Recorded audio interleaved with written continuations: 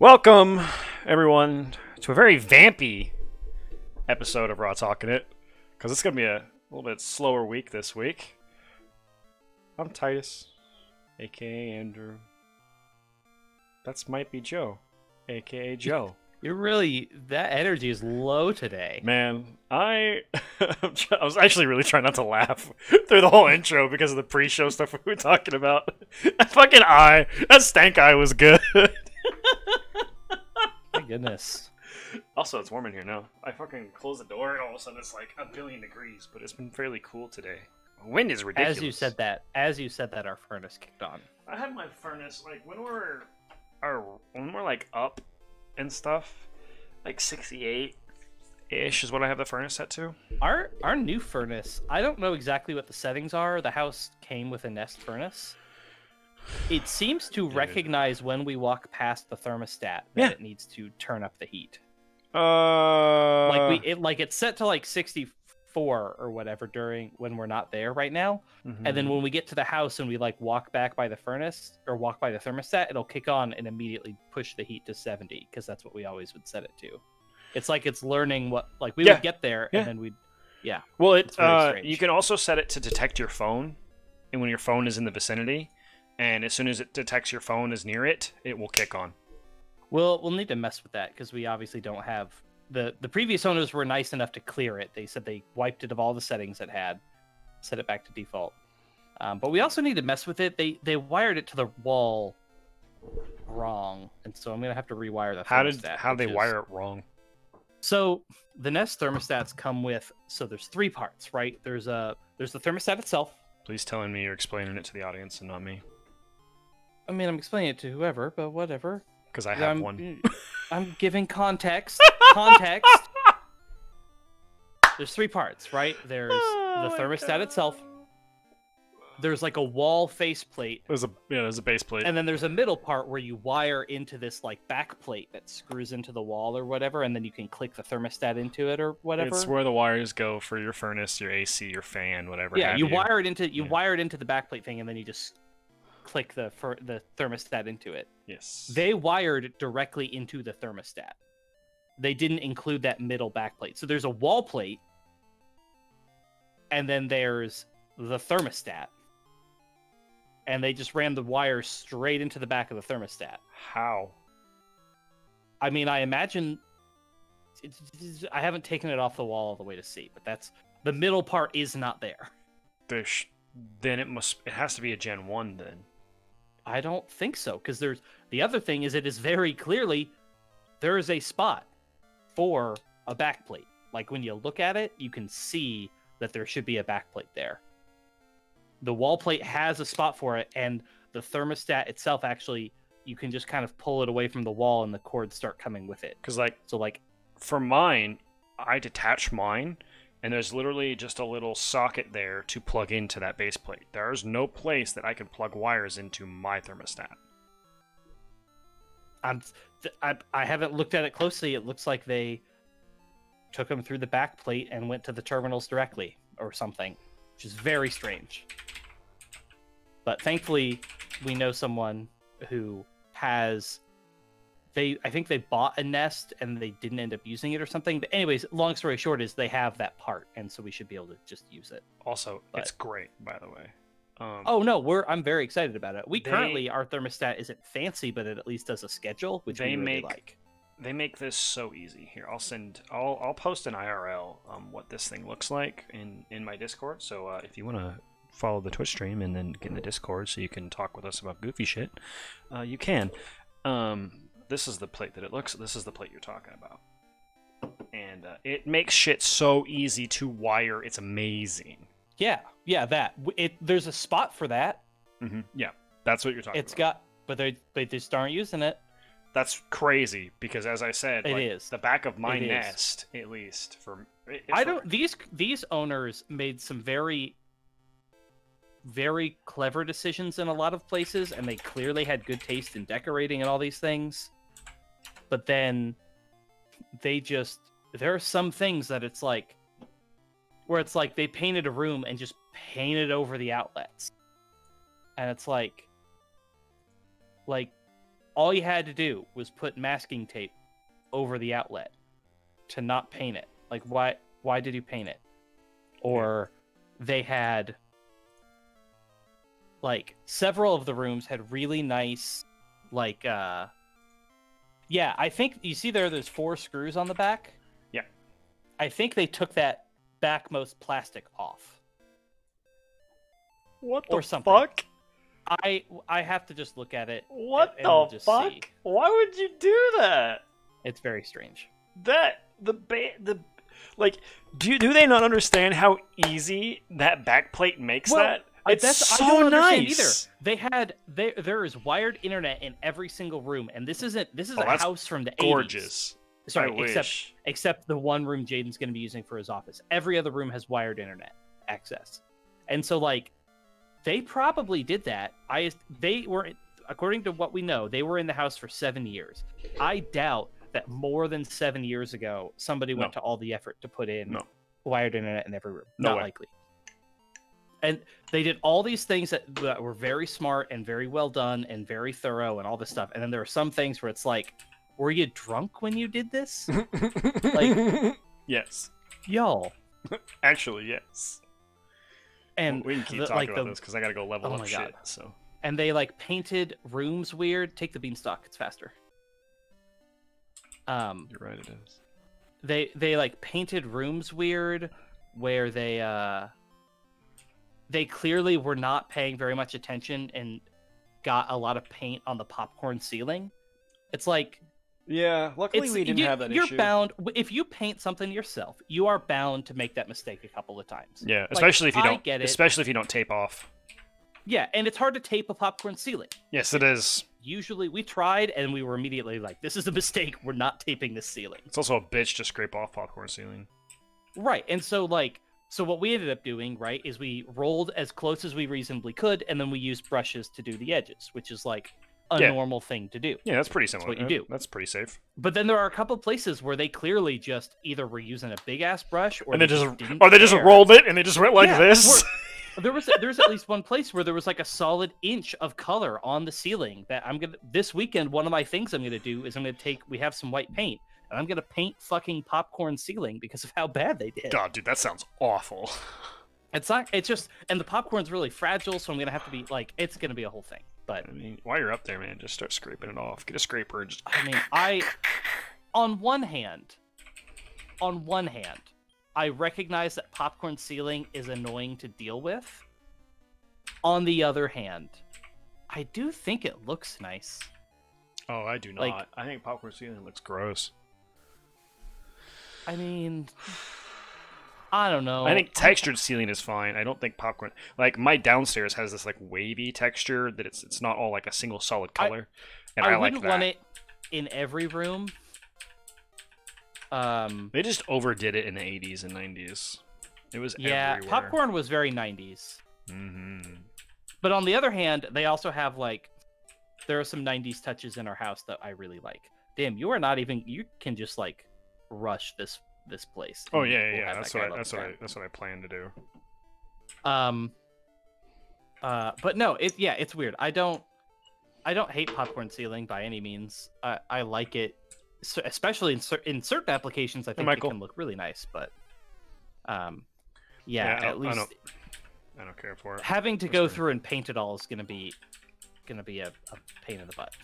That's true. Oh, that was the other thing. They also like definitely the molding sometimes had like okay, so ground molding. No, well, like around or floor. It's like, usually mostly floor molding. Oh, it's around your floor. Okay, because like you can either do it around the doors, your door frame molding, or around your floor molding. So the other one that I find the other dumb weird thing that I find really strange is they have wooden doors. There's like wooden doors, and the hallway is painted a different color than the inside of the room, and they painted some of the doors to match. That's a reasonable thing to do. Just a regular wooden door? Okay, that's fine. Yeah, paint a wooden door. Sure, fine. Sure. But like obviously on the inside of the room, the molding is a natural wood color, right? Okay. And on the outside of the room, the molding is painted to match that room. That's all fine. That's well and good. That's not a big deal, I guess. Right? But like the door frame itself, the inside, the part where the door, when closed, what's like covered up, that sort of interior surface, if you know what I mean. Yeah, I get what you're talking about. Yeah, that you only see when the door's open, but also like most people leave most doors open all the time in their house, give or take. But so the outside molding is painted one color. It's like a whitish gray, neutrally kind of color. The inside is natural wood color. But then that surface on the door frame on all of these hallway doors is like half painted. It was like they did it with like a super light coat of paint, where you can still definitely see the wood through the color, but there's definitely paint there too. Like they just brushed a really dry brush. Man, just and leave it's it. like, why? It looks really bad. Just leave it wood color, man. Well, like either leave it wood color on this inside surface, or paint it. But they literally did like half of it. Ugh. They literally did like half of the job. It's very weird. I mean, and that one I don't know what to do about. I have a bunch of stuff that I still need to fix in my house. I need to replace a door. I need to replace probably 2 interior doors. Some of our doors are old enough that like these have in holes a few years. In a few years, we might just replace all the doors. Right now, they're fine. I know soon. I'm at least gonna replace the upstairs, 2-bedroom doors, and I want to replace the main front door because I hate my front door. It's just.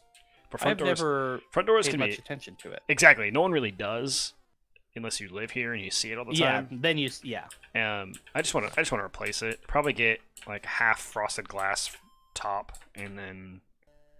Question: Does paint thinner work on, like, very well dried on, been there for a very long time paint? That's a question for Google.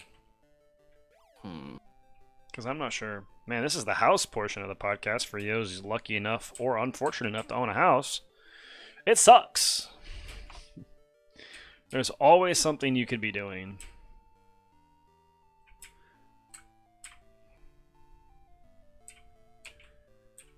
And it's fun. Yeah, I want to replace my doors eventually. I want to get wire internet in my house, but that's hard to do in the house that I have. So instead, we made a compromise for having the Google Nest Google Nest Wi-Fi routers that create a mesh network. Mesh network. I actually have had to set mesh networks up for work, but with complicated industrial. They've been fantastic. Dude, it's very, very clever. Like, it's a very, very good way of doing it. It seems weird, but it works. The way they make you like visualize it is really cool. It's basically, I mean, for the way I understand it is you have your main router connection that's connected to your internet, and then you have a stronger connection point that will also beam out internet. So like this sub point is its only focus is to basically take high-speed internet from your Wi-Fi router and then spread it out. Well, so there's some really neat applications. Like I said, I've done some of this stuff for work. So on one hand, it's still wireless. Yeah. Thing number one, still wireless. And also, so what happens is, and you probably, do you have it where you have just multiple wireless access points where I have my main router upstairs. It has Wi-Fi on it and all that stuff. And it's wired into the wall. Yeah. Yeah. Well, it's routed into the modem, which is wired into the wall. Yeah. Well, yeah. It's got a wired connection it's like sort of yes. And then your other node is downstairs. Is it also wired into the wall? No. Okay. Yeah. So what's interesting there is it is weird because Wi-Fi is just radio waves, right? But your node is also talking to your router through radio waves too. Mm-hmm. So it's weird. It shouldn't. You would think it wouldn't make a difference, but basically your node has a much more powerful antenna. Yes. Than your phone, for example, does. Yes. Its main source is to get those radio waves. Like that's its function. And then it can use power from the wall to then send out its own. It's a separate access point, Mm-hmm. and your phone can just seamlessly transfer between the two devices if you set the network up right. All right, we hit So now level what's 10. really We cool should about just this... use a warp wing. Go ahead. Oh, is it already? Oh, yeah. So the other interesting thing you can do with this, and this is something, so the field I work in does some stuff with I work for like a contractor, but we do work in a bunch of industries, including oil pipelines. Mm-hmm. What they will do sometimes is, because the nodes talk to each other, if you don't really care about latency, you just care about having a connection, you can make really, really powerful ones where they have not just like a household one needs to be able to talk to your router 50 to 100 feet away, right? But they make industrial versions of these that can talk like a mile or two away, right? Oh, yeah. What you can do is you can daisy chain them along your pipeline. So you create a communication system down the pipeline. You basically create a sort of seamless wireless network. Or actually, and it doesn't even need to be seamless, right? Let's say you only care about your connection every time you have, like maybe every 10 miles you have some emergency valve or some whatever, right? Yeah. You can just make nodes that talk every 10 miles, and they only broadcast a Wi-Fi network that goes out 300 feet. Yeah. So you have these little pockets, but along your like stuff, they can all talk to one another. So you have one continuous network, and wherever you are, you can have a guy like with their thing in their truck that they can then hook up and connect to the network or whatever. I think they're super really clever. Cool. I think mesh Wi-Fi is the next best thing if you can't get wire in your house, basically. And if you get, and you can really make it a mesh if you get enough nodes where they will optimize. And so like you might have 5 nodes and they can't all talk to each other, but they can talk, like basically imagine you had like 5 in a pentagon, right? And this one doesn't talk directly to this one. This one doesn't talk directly to this one, but it can talk to this one, which can talk to that one, or it can talk to this one, which can talk to this one, which can talk to this one. But the point being, like, if you can have 2 points of failure, and so if this one goes, or if this one's having trouble and suddenly giving a bunch of latency spikes, it can go the other way, and they will self-optimize, which is super, super cool. I mean, we only need 2 right now, and I don't think I'll ever get another one, just because for a house, one in a home corner, setting, one in one corner downstairs, because literally, like, you've seen my house, but for those who don't know, I mean, the long ways of my house, I'm routed. I'm in the wall with my router on one side, and then my other access point is downstairs on the complete opposite side of the house. And so I have these 2 points that basically, like, my weakest point would be right in the middle, like basically where my office is, and even then the connection is great. So it's not really that big a deal, and I think it's fantastic.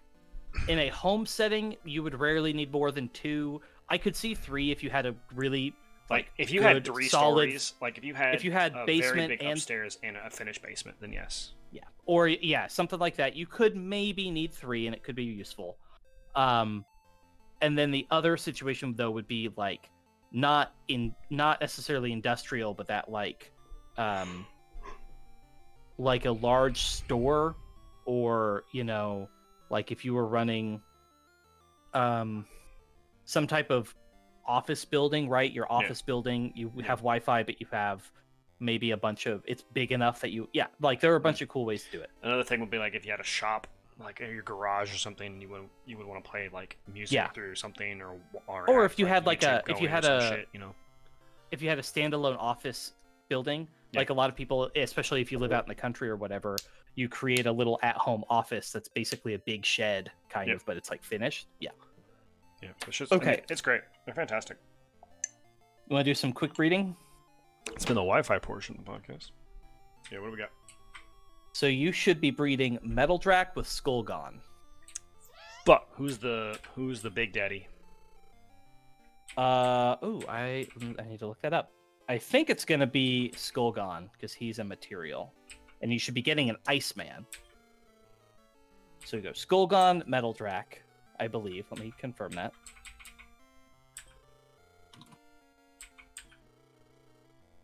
Nope.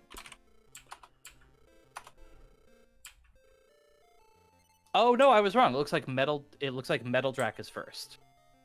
Okay, because yeah, that Oh right, Metal Drac is a material. Skullgon's like a zombie or something. Metal Drac. I forgot that Metal Drac is actually technically a material, not a Skull.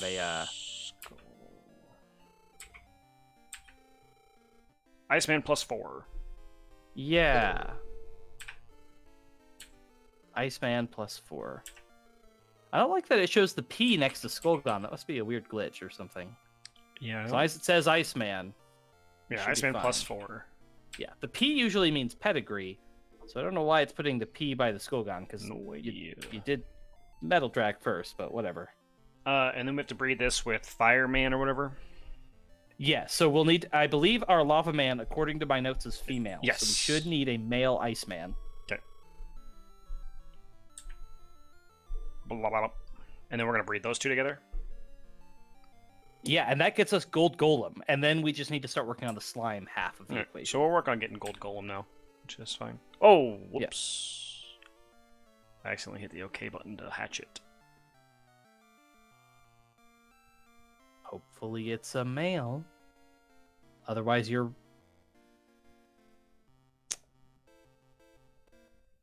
It saves it right before, right? It saved before you did the breeding.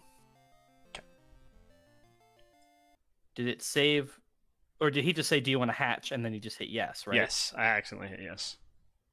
Okay, then it shouldn't... I didn't see it request you to save. You could just reset right now and see what happens. Oh, shit. Oh, shit. We're going through a lot of effort here. We need to not fuck this up.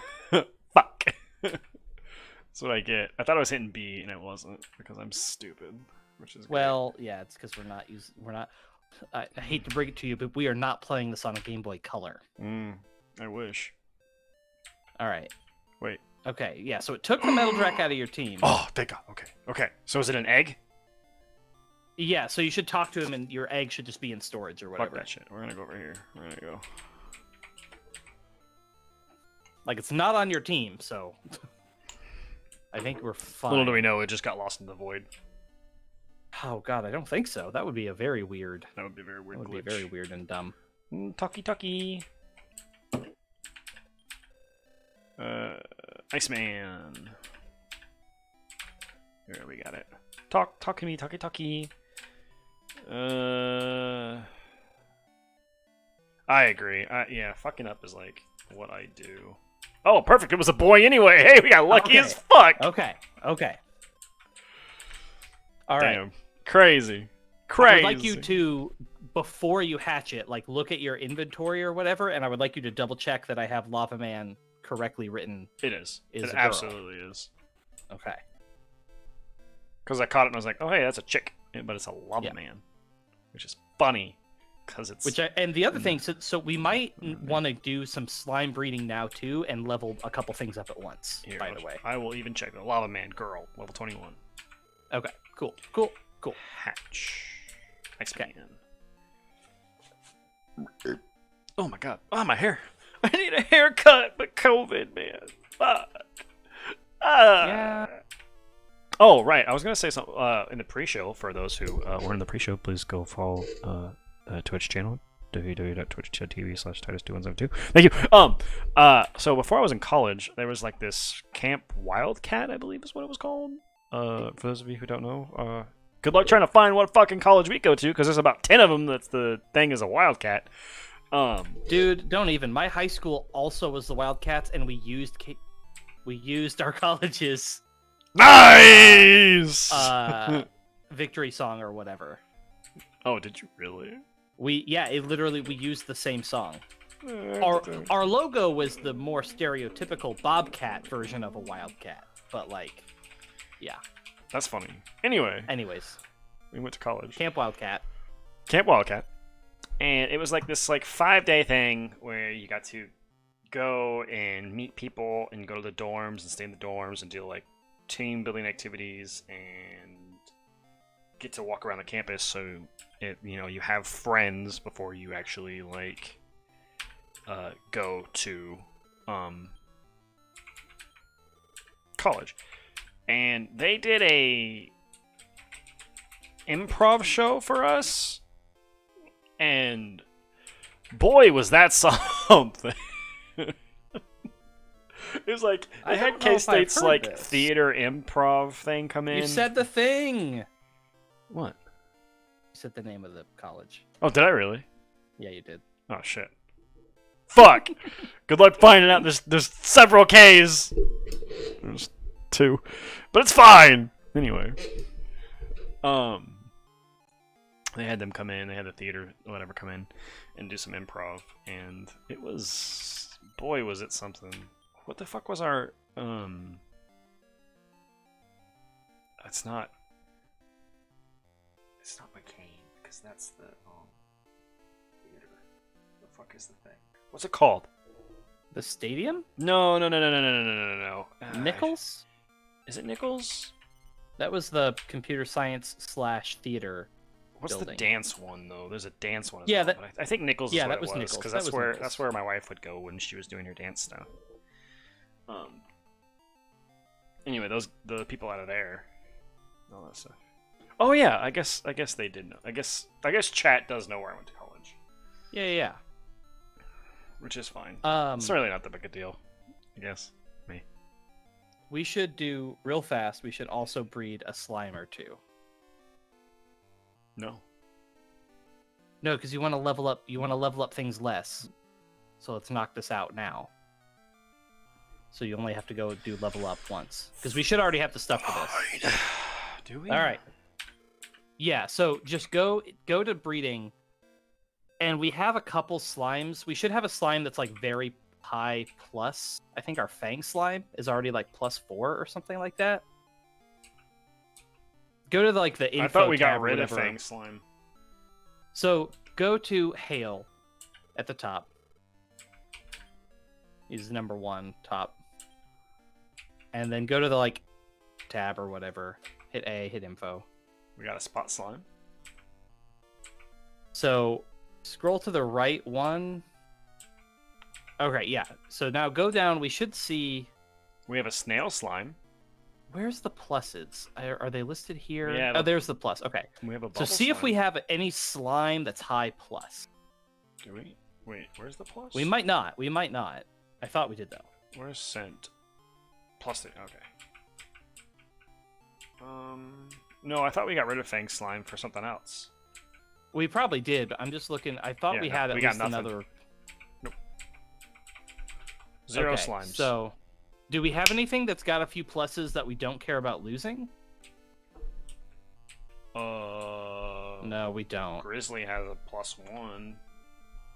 We should keep Grizzly. Should we? I mean, we're gonna use Or- the Centaurian, the Greater Draken, and the Gold Slime, right? I thought we were going to use Grizzly to do some breeding on something at one point. I mean, if we Let me have look at Gold what Slime, recipes. if we have Gold Slime, the Greater Dragon, and then the other one, do we really need to? Let me look at what all Grizzly is used for. Like, he's used for some good, useful monsters. One in particular. Yeah, he can be useful, so... Okay, so let's do... I mean, or we just... I'm just trying to think about... I have 2 Spot Slimes, by the way. I have a Right, male- we need at least one of those. I have a male and a female Spot Slime. Yeah, let's hold on to them. So take... you had a Snaily, which is a slime. Yeah, this little guy. Breed it, as long as it's greater than level 10. Male. Doesn't matter. Breed it with Bubble. any... Well, it doesn't even have to be a slime. Breed it with anything you don't care about getting rid of. How about the eyeball? Yeah, what's the eyeball? Is it a devil or something? Yes. Yeah, sure. Yeah, sure. That works. Snaily with eyeball. Got it. Yep. But it has to be first, right? The Snaily needs to be first, yes. Eyeball. This one. And you I'm should not get sure. a Okay. Slime Knight. It doesn't Slime Knight actually +1. matter that much. Yeah. Arguably, like I said, it arguably does not matter what you get, and we could. Is this the try to slime do- that's on top of the? Yeah, it's a or knight the that knight sits that's on top of the slime. Those guys are Yeah. great. Y'all should play Dragon Um, Quest Tactic. It's great. New event just started. Arguably, Fantastic. you could breed a third thing, and we could level them all up at once. No, we could not, because we wouldn't have anybody to go through. It would be a bitch to level them all up at once. I mean, they come with a lot of stats just from being bred monsters. Yeah, but we have to go through a lower level dungeon. It would take longer. True. That's probably true. 2 Okay. is more optimal because Scent can just cast a thing that hits everybody and kills all of them. We'll just get these both to level 10, but then we'll dump them both at the farm and work on... Because the pluses stack, so we have a +1 here. We can make another +1, and when you breed the +1s together, you'll get a +3 instead of a +2. That's good. So, like, we can do stuff like that. I don't want to hatch it because most of the slimes that I have are male. I want to see if this will turn into a female. Actually, a lot of the things that I have are male, like the Bean Man that we have, he's a male. If we also want to make like another plus, I think we could do that, right? Yeah. That's basically what I'm saying is. So now go to the farm, swap out Well, hold on. Great Drac or Centaur, whichever is a higher level, I guess. I gotta make sure it's a female first before I do that. Oh, okay. All right. But anyway, we know what we're doing. We have a Yeah, you're good for a little bit. So anyway, this improv show was supposed to be like real fun and all that stuff, and you know the golden rule of improv is always to say yes and oh, it is a girl already, perfect. It kind of keeps like the conversation going and such. Yeah, and they play decided off of each other. Yeah, they decided to do a no but. It was literally like they were just like, we're gonna take it, we're gonna flip it on our head, we're gonna do no but. It's the same thing. It's literally the same thing. Because instead of going running with what other people give you, it's literally just a deflection. But then do this, we like a store or whatever. No, but we have these things, and they go, and it just turns into this other dynamic instead of yes and. So I always think it's funny that people say yes and is like improv. It's like it's the start of improv, but really you should be more fluent with. And more fluid with how things go. You shouldn't have to say yes every time for improv. Let's hatch this bitch. Not breed. Let's hatch.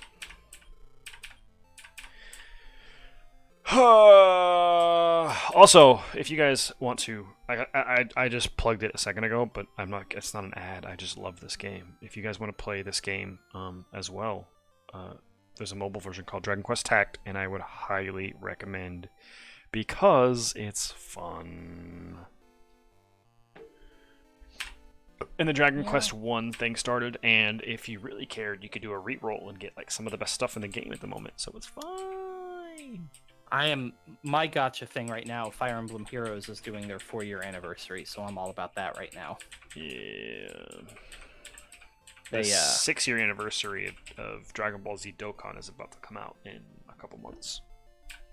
I will say this 4-year anniversary event is pretty hype. There's some really good stuff. Not to mention Gatekeeper. Oh man, that's pretty funny. I want to be clear about this.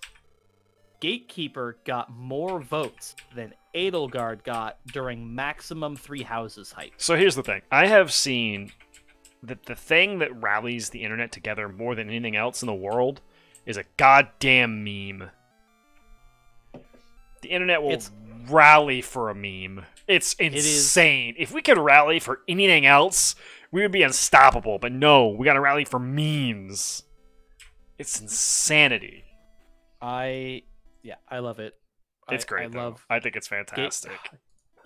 Gatekeeper is fucking hilarious. Hey, look who it is. Like, to be clear, it's not just that they have to put him in the game, right? They have to put an alternate version of an NPC who isn't even in the game yet. They have to put that in the game, and that's just wild. I love it. I think it's great. I think it's fucking great. I don't even play the game. I think it's great because I ditched it as soon as Dragon Quest came out. I cannot wait. And then they also revealed just a little bit ago the Valentine's holiday units, and there are also some pretty hype stuff. Are you just sitting on any gold tiny metals right now? No, I've checked. You should. I didn't know if you had just had any. That's not how the fucking Sorry, I'm calling out Thunder in chat. That's not how the photo thing in Genshin works, you big dummy. The photo thing in Genshin works is it tells you a color of a monster you have to take a picture of, and then it'll give you a random one. You big dumb idiot.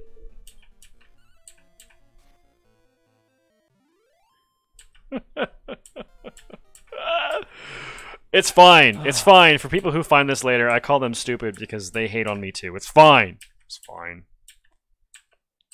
Your Iceman learned a fire move. Yeah, it learned several fire moves. Is it inherited? There's not very many restrictions on what things can inherit and learn. Just did my parent have it? I get it too.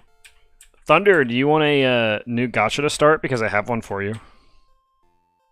Xenoblade Chronicles 2? That's not a... Ooh, that's actually a gacha in a sense. Which we do need to do. We need to do that. But I'm sure I'm going to enjoy Mass Effect a lot more than I would enjoy playing Xenoblade wrong. Speaking of Mass Effect, I wanted to mention this. I know we're still several months out. Here's the deal. There's a lot of alternate options and situations, right? Like, the game plays out based on decisions, so there are a lot of things that may or may not happen depending on the story. However, there are a handful of things that do happen the same every time, or whatever. Like, there's a lot of variance, but let me just be clear. The game is old enough that if you just Google character name, you're gonna get spoilers.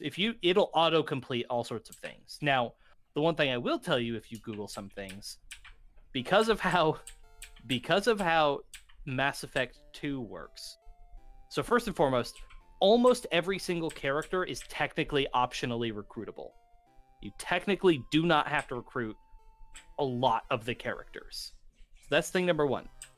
So there's a lot of different versions of like how you meet the character, because you can meet them. You still meet them. Like, if you don't recruit, for example, Garrus is one of the main characters in Mass Effect. You meet him in 1. He's a very good ally. He's in all 3 games. You do not have to recruit him. He is skippable. And if you do, it changes things in later games. But point here is, because of how Mass Effect 2 works, every single character can die.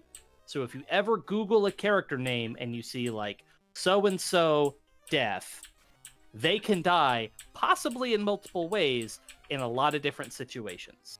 So what you do affects a lot of shit, it looks like. Oh, it affects a lot of shit. But on the other hand, I will also confirm for you that in each game, there are certain recruitable side characters that are squad mates, I should say. Mm-hmm. If they are a squad mate in your game, then they do not have to die, asterisk. Just point being that, like, it's complicated and nuanced, but basically all I want to throw out to you is, on one hand, I don't want to spoil the game for you. On the other hand, I would hate for you to like play the game and make certain choices and wind up with like half of the characters dead and not get to experience their stories in later games. I mean, that's the roll of the dice for the game, though, right? That is my experience for the game. It is up to you on how you want to play it. In one situation, there is a bit of a gauntlet, and a lot of characters can die at once, but they also do not have to. And I made some mistakes, and Jaden specifically was like, "You need to reset, or you're gonna lose." You need to reset or you're going to lose a lot of characters, and I know you don't want to lose those characters. So, the only thing I'll say to you is, number one, really and truly, just ask me if you're unsure about something. Is this going to get me killed? Yeah, I mean, literally, yes. Like, yeah, that basically, yes. And then, the other thing is, if you Google something, on one hand, there's a lot of things that potentially are or are not spoiled, and there are things that can and cannot happen in different ways, etc. Basically, what I hear is I should just have multiple save files just in case. You should have multiple save files, and you should ask about certain things. Now, thankfully, so you can play the game as Paragon and Renegade, right? The idea being that you can make decisions at certain Good times. or bad? You're always a good guy. Right, but like morally good versus questionable decisions to get what you want. Yeah. I will say, I personally don't really like playing Renegade because if you go full Renegade at every opportunity, you will wind up just being a dick to your squad mates sometimes. That doesn't You'll just sound be like fun. a bad friend. It's not fun. I don't want to be a bad friend. I'm not a bad friend. But it is really satisfying to be a badass to like bad people, where it's stuff like a renegade action would be like bad guy is monologuing and you shoot them during the monologue. Oh god, yes, like, please. That's the kind of shit. Please. Or there's actually this is very minor spoilers. In one of the games there's a journalist who will find you throughout the game and will like interview you for TV, and she asks sometimes really weighted, stupid like you walk into those questions. Well, she's thing. like trying to trap you to get you to say something that you don't want to say. Yeah. And there's a renegade option that you can just punch her in the face. Oh my god. On TV. Oh my god. So that could be really satisfying. We'll absolutely have to stream this game because it sounds like so much can be affected. Like every game is different. There really truly is, and it's so like. And years later, if you really enjoy the game, years later, you'll find out about some option that you didn't get because you didn't make XYZ decision, and it's hilarious or amazing, and you never realized you could do it. This bitch just said, let there be heal. I will say this. Paragon Renegade, in Game 1, there is actually skill points assigned to Charm and Intimidate. Those heavily weight stuff, and you have limited skill points you can assign to them. And so in Game 1, I suggest almost entirely leaning towards one or the other. Rather than splitting it? Right. In later games, it's a little less important, though it is kind of important. I will say that, generally speaking, if you just always go Paragon or always go Renegade, you should always have the best outcomes available to you, right? So a lot of times there will be a decision wheel, right? You'll have like 5 options. Yeah, I've seen like how BioWare does their stuff. I've played a Dragon Quest game or Dragon Age game. And so sometimes some of those options will be grayed out depending on whether you have enough Paragon or Renegade. Sometimes, I mean, like Fallout will do stuff if you don't have enough skill, it'll like gray it out as well. Yeah, like here's a few options, but generally speaking, if there's like a better option, usually you can get the same thing with either Paragon or Renegade. So if you really truly do split the difference, you will wind up probably not being able to make certain decisions that you might want to. So it's entirely up to you. I'm going to try to do my best this time around to not just go full Paragon at every opportunity, because that's what I did, and it does get a little boring. I think a bit of mix would be fun, but a bit of mix is fun, but like I said, you can lock yourself out of some things that can be. But again, that's part of the game too. Yeah, we'll see, because sometimes that happens in like other. Yes. I've played other games where that has been like a factor where you're like you just can no longer do this, and like I really hate it when some games will like if you don't go one or the other, it completely locks you out of a quest, which is kind of annoying. Well, like Fallout 4, that was one of my issues. Is Fallout 4 will lock you out of shit if you don't do some certain stuff. Mass Effect 1, I will say there is one situation where you can have a squad mate. You can potentially have a squad mate die because you don't have enough Charm or Intimidate points. Just full stop. If you didn't invest enough in one of those trees, so go one or the other. That character. Yeah, I would suggest just dumping a bunch of points in one pretty early on, and I can also help. The thing I can do is I can look for those decisions. This game's been data mined for ages, right? I can tell you how many points exactly you need for most of these decisions. Yeah, I'm excited to play on, in ME2 and 3, Paragon Renegade isn't tied to skill trees, and it's an invisible score that you can't know That's about. much better. That's much better. It's much better. That is how Dragon Age kind of treats it. Yeah, it puts it behind the scenes. It's not tied to a skill tree, and it feels a lot more natural, which is good. Mass Effect 1, though, you can and Mass Effect 2 and 3, Mass Effect 3 being the finale, there's a lot of very big decisions that depend on stuff. So you might wind up in some rough situations in ME3 kind of no matter what. But all of this is to say, don't Google stuff if you want to avoid spoilers, because it's just impossible to avoid them. I mean, the game's been out too for long. Yeah. Like Mass Effect 1 is 15 years old or more. 2010, 2011? Mass Effect... Shit, when was Mass Effect 1? Mass Effect 1 was... 2007? What the fuck? Yeah. It was... That said, it also looks like it's from 2007, but they've done a lot of really good updating. Wow, that's crazy. But yeah, like I said, all of this is basically... Oh, I was thinking of Mass Effect 2 was 2010. Fuck. It's a little... Yeah.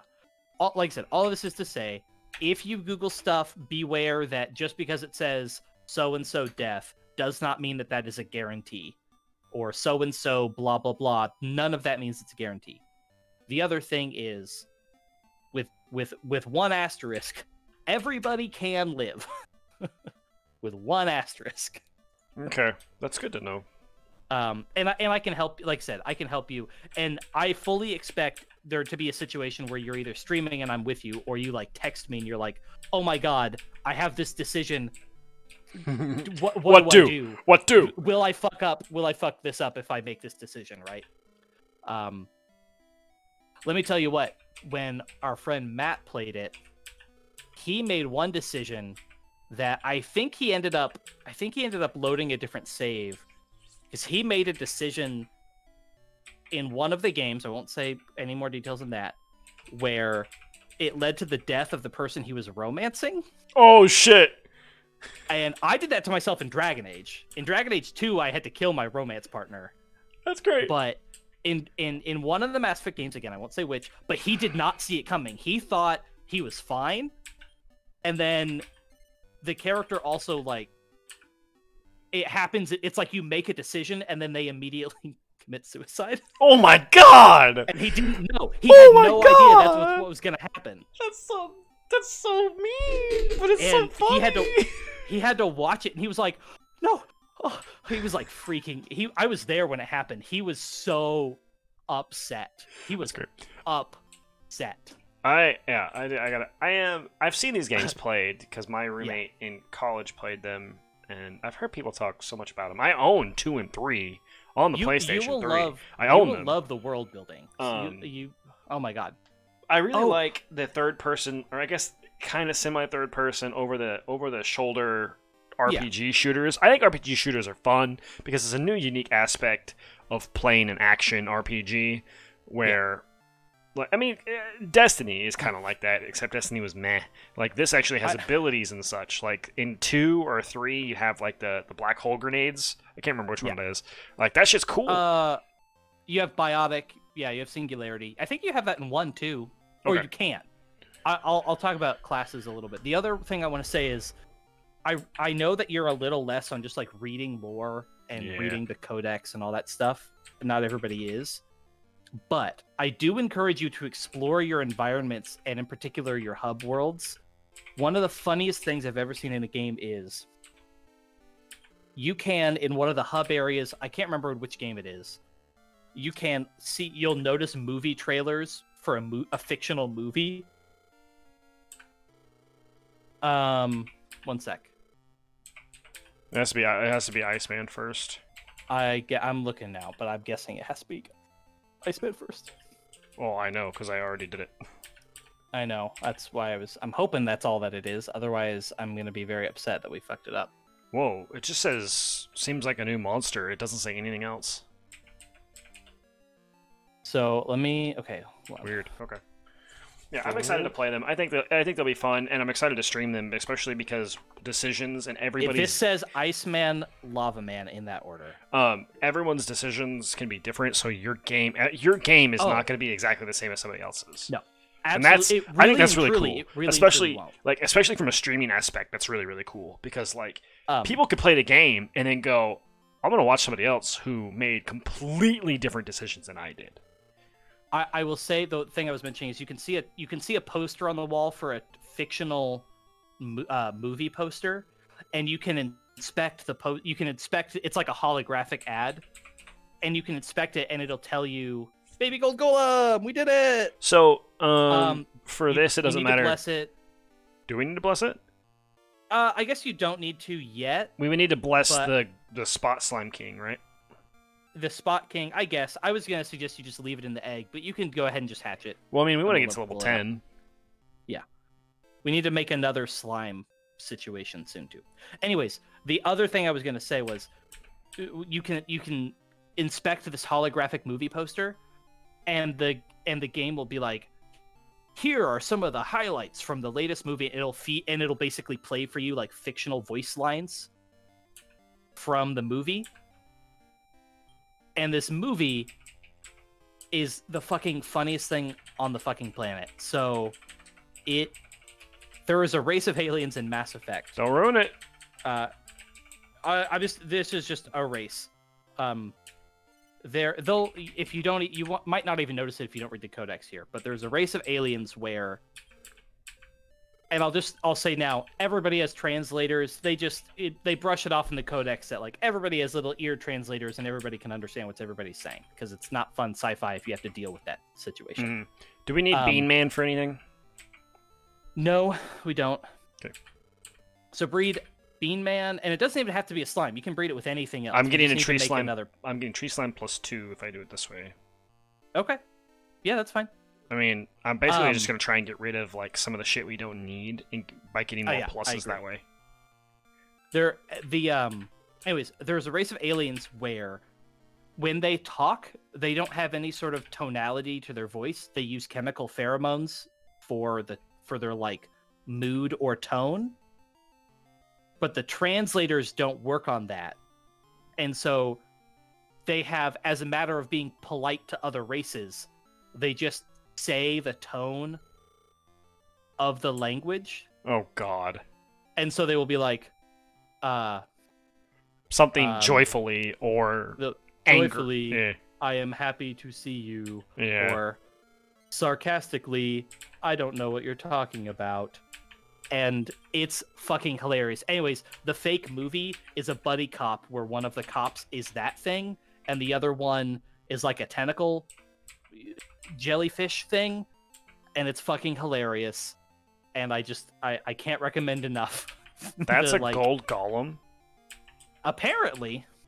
What? I'm gonna look up and see in the wiki if it's actually something else. That is not a gold golem. I'm gonna give you that right now, because a gold golem in Dragon Quest is just a golem that's gold.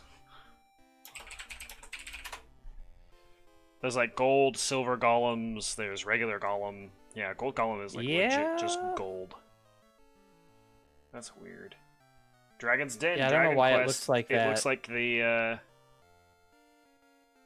yeah, this is actually something else.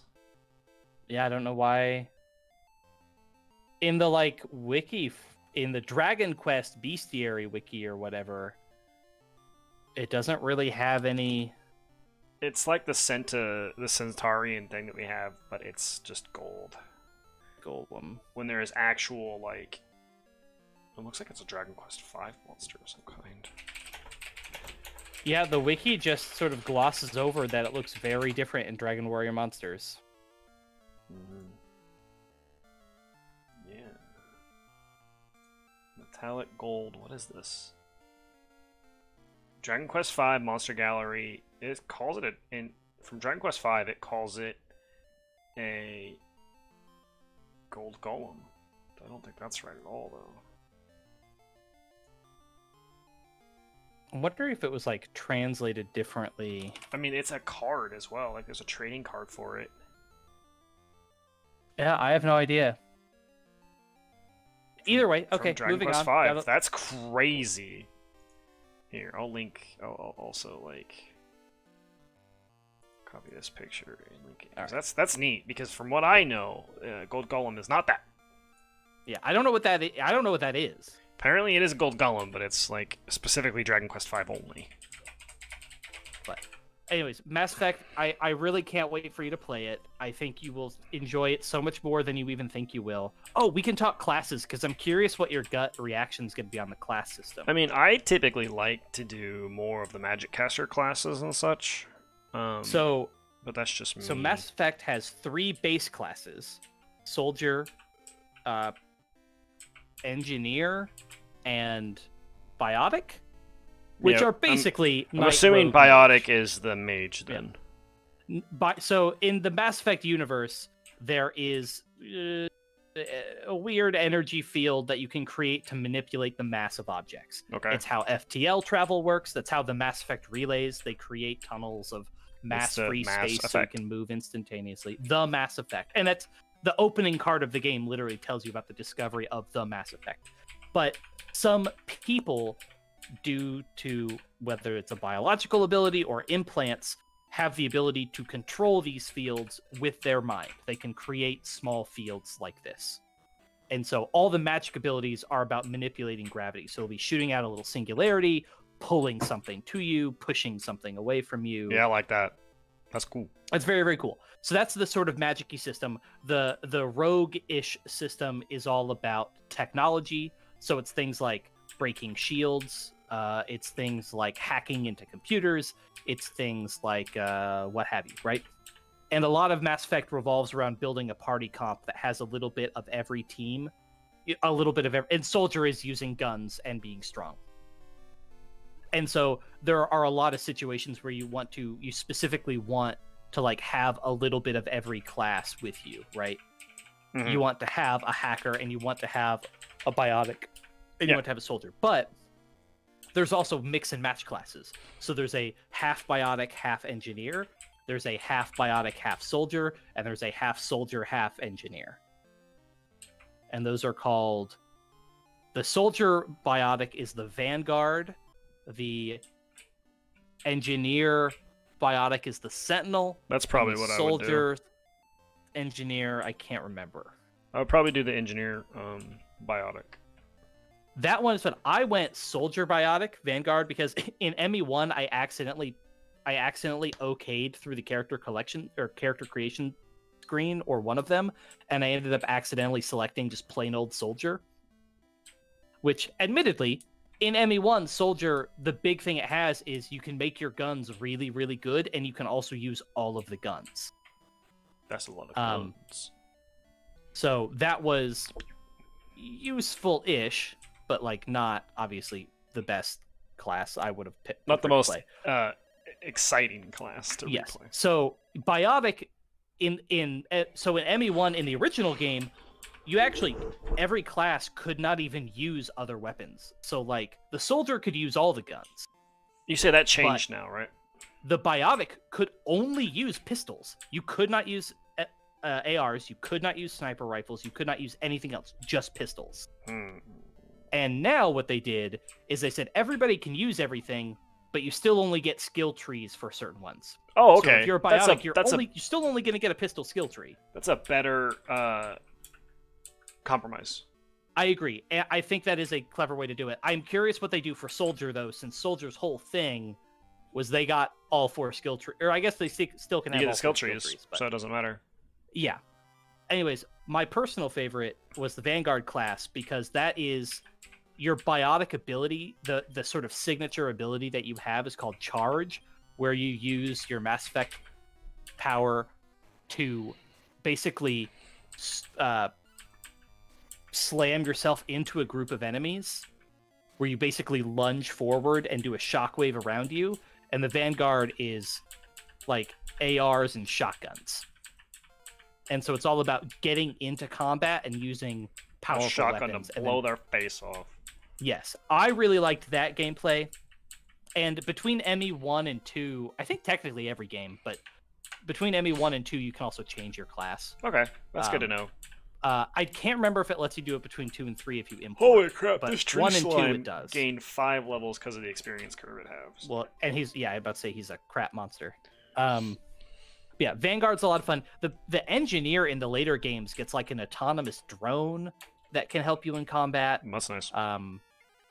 Biotics get the singularity thing where you create basically a mini black hole and enemies kind of just like float through the air. Yeah, I like that. It's very, very cool. There's a lot of really cool skill systems, and honestly, there's no wrong answer.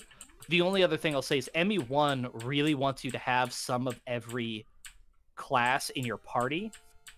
And so if you go full biotic, for example, And have 3 biotics on your team. Liara is the other pure biotic. You're probably not going to be using her too much because you need to use other people. Gotcha. So you will find yourself using certain squad mates a little bit less or a little bit more because you don't need them as much. If you go full hacker, is the affection of your person you're romanticizing affect if they're in your party or not? I don't think you have to use them in your squad to romance them. Okay, good. And I also do not think there are no class restrictions either. There are gender restrictions, and I'm happy to tell you what all of those are. That's fine, but I assume you're going to want to play as a guy. Maybe. Yeah, and there's we can no lesbian go over love that. in that game. Huh? There's no lesbian love in the game. Yeah, there is. Oh, is there? I can be a lesbian. There's lesbian in ME1, but there's not gay guy in and all the gay guy relationships in ME are really okay. Are you serious? You can't boink another dude. Lesbian asterisk in Mass Effect 1. There are you can romance 3 people. We are an equal romanticizing in games stream. The Asari are the blue people, right? Yes. There's the blue chick, right? They technically they do not have gender. They only have. Oh, there's just. Oh, so that's a really cop out. They're women. Like they got boobs. They are all voiced by women. Okay. But and they will refer to each other with female pronouns. But technically speaking, they're non-binary. They are just Asari. They are not anything else. Okay. And there's a whole thing about how they were like surprised to learn, like when they met another alien race for the first time, they didn't know what the fuck gender was. They still mate with each other. What's your gender? Yes. They also can mate with other species and have children that way. None of the others. You can get romantic with other. There's actually some really. If you romance a non-human, your character will your romance partner will probably make comments about like, I need to do some research to figure out how this works. That's actually pretty great. It's really great. So basically, in ME1, there is male human, only romanceable by woman. Female human, only romanceable by man. And then there's Liara. And then there's Liara, who's an Asari, who you can romance as either, and is basically a woman. ME2 has 6 romance options. And Mass Effect 2 has... Blue Bitch ain't so bad, though. She don't seem too bad. She seems kind of cute. A little too the blue. Blue chick? A little too blue. Yeah, I knew who she was. I've seen her before. Not bad. I know the human girl is a bitch, and I know the other dude is. Both of the humans are kind of a bitch in ME1. I personally don't like the woman more because she's kind of a space racist. Yeah, that's what we've talked about this before, and I don't know if I want to. And this was the other thing. Originally, the male human was supposed to be romanceable by male characters, and they had recorded voice dialogues and animated scenes, and they just didn't put them in the final game. Why? Because they were worried about the reception. Yeah, 2007, maybe so. If I recall, Fox News covered how this porn game was like sweeping the nation or whatever. I forgot. Mass Effect 2 does not actually. Mass Effect 2 doesn't have any. Oh no, excuse me. Sorry. Mass Effect 2 does have an Asari companion who is male or female, and then Asari, basically a woman, technically not, can romanceable by either. But who is not Liara, I'll just say that now. And then there's also a bisexual woman in Mass Effect 2. So there was not a gay male romance until Mass Effect 3, and he's not even a squad mate. He's like the shuttle pilot. And he's got a dead husband, and so his story is all about being sad and moving on. And let me tell you what, people did not like that. Yeah, that's fucked up, dude. And then, even better, the male human who was originally supposed to be bisexual in the first game, but was not, suddenly is bisexual in the third game. They added it back in. All of a sudden, it was okay. Yeah. 10 years later, and it was fine. All right. Which is hilarious to me. Yeah, the gay male option in ME3 is stupidly frustrating because, like, he's a nice guy, but, like, his whole story just revolves around his husband being dead from a previous thing that was tragic and sad. And then it's all about, like, him moving on. I mean, and pursuing love. It sounds again, like in Mass Effect 1, you're basically screwed if you don't go with the weird alien. Some people really. We have another friend who does not like romancing non-human games in games that have it. He also kind of likes the space racist lady too. She's okay. Yeah. But the real question will be in ME2, there are really good options. Who's the lady who's sides. voiced by the girl from Chuck? Is it Chuck? I thought it was. She's got. I thought it was Yvonne Strahovski. Her. I thought there was another one that was voiced by the lady from How I Met Your Mother, and also the agent from Avengers. What's her name? Kobe Smulders? Maybe. No, you're thinking of a different TV actress that plays a character in this game. You are thinking of. I'll send it to the Discord. Cast. I'm thinking. Oh yeah, Colby Smulders. There's your pictures. But you're probably thinking of top left lady. Yeah, maybe.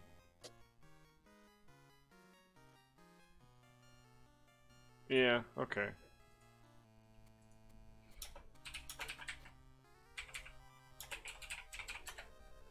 All right.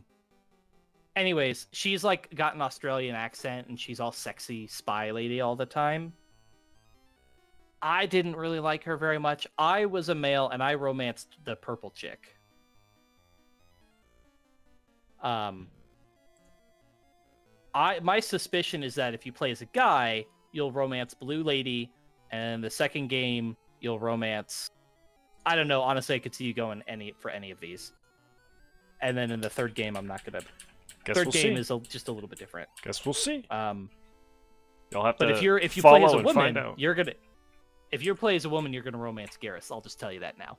Is that the weird green guy, or is that the with the blue suit? Yeah, him. There's two green guys. I like him. Yeah, he's like the best bro ever. Yeah, he's great. And so, if you play as a woman, you are definitely you'll get to know him in the first game where you can't romance him, and then you're gonna romance him in 2 and 3 if you play as a woman. Man, no question in my mind. Lack of gay and lesbian relationships is a how Twitch says not pog. Right? Did I do that right? Pretty sure I did that right. And then Mass Effect Andromeda added there's a dedicated lesbian character. Well, I guess there is a dedicated lesbian character in ME3 as well. She's also not a squad mate. But she is actually really funny. She gets a lot of dialogue. People do really like her. She's great. She's like your ship's top administrative person, so you talk to her a lot. And then I want to level Gold Golem to 10 before we leave here so that I can start doing slimes. Yes. But then in Mass Effect Andromeda they had oh boy. There was actually Mass Effect Andromeda was criticized for having a really good dedicated lesbian option. Mm-hmm. And then Man, that game received so much flack because, man, its animations when it first released were not good. Yeah. Oh, Mass Effect Andromeda had a bunch of really good, like, bisexual options and some really good whatever. But for the male characters, There's a gay male character who is like a ship engineer who is not that funny, and also if you don't romance him, he ends up with a woman, which is really weird. And then that was it. That was the only male option. And they actually added in later to the game. They made one of the squad mates bisexual. They were like, we realize that we have a bad track record for this.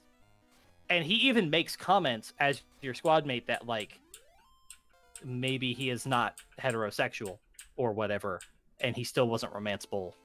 He was only romanceable by female character, so they ended up adding the male romance later. Weird.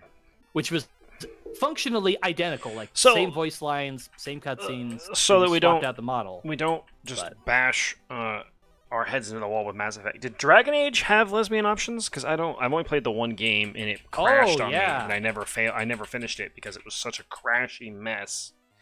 But I fucked the sorceress chick, whatever her name was, Morgan.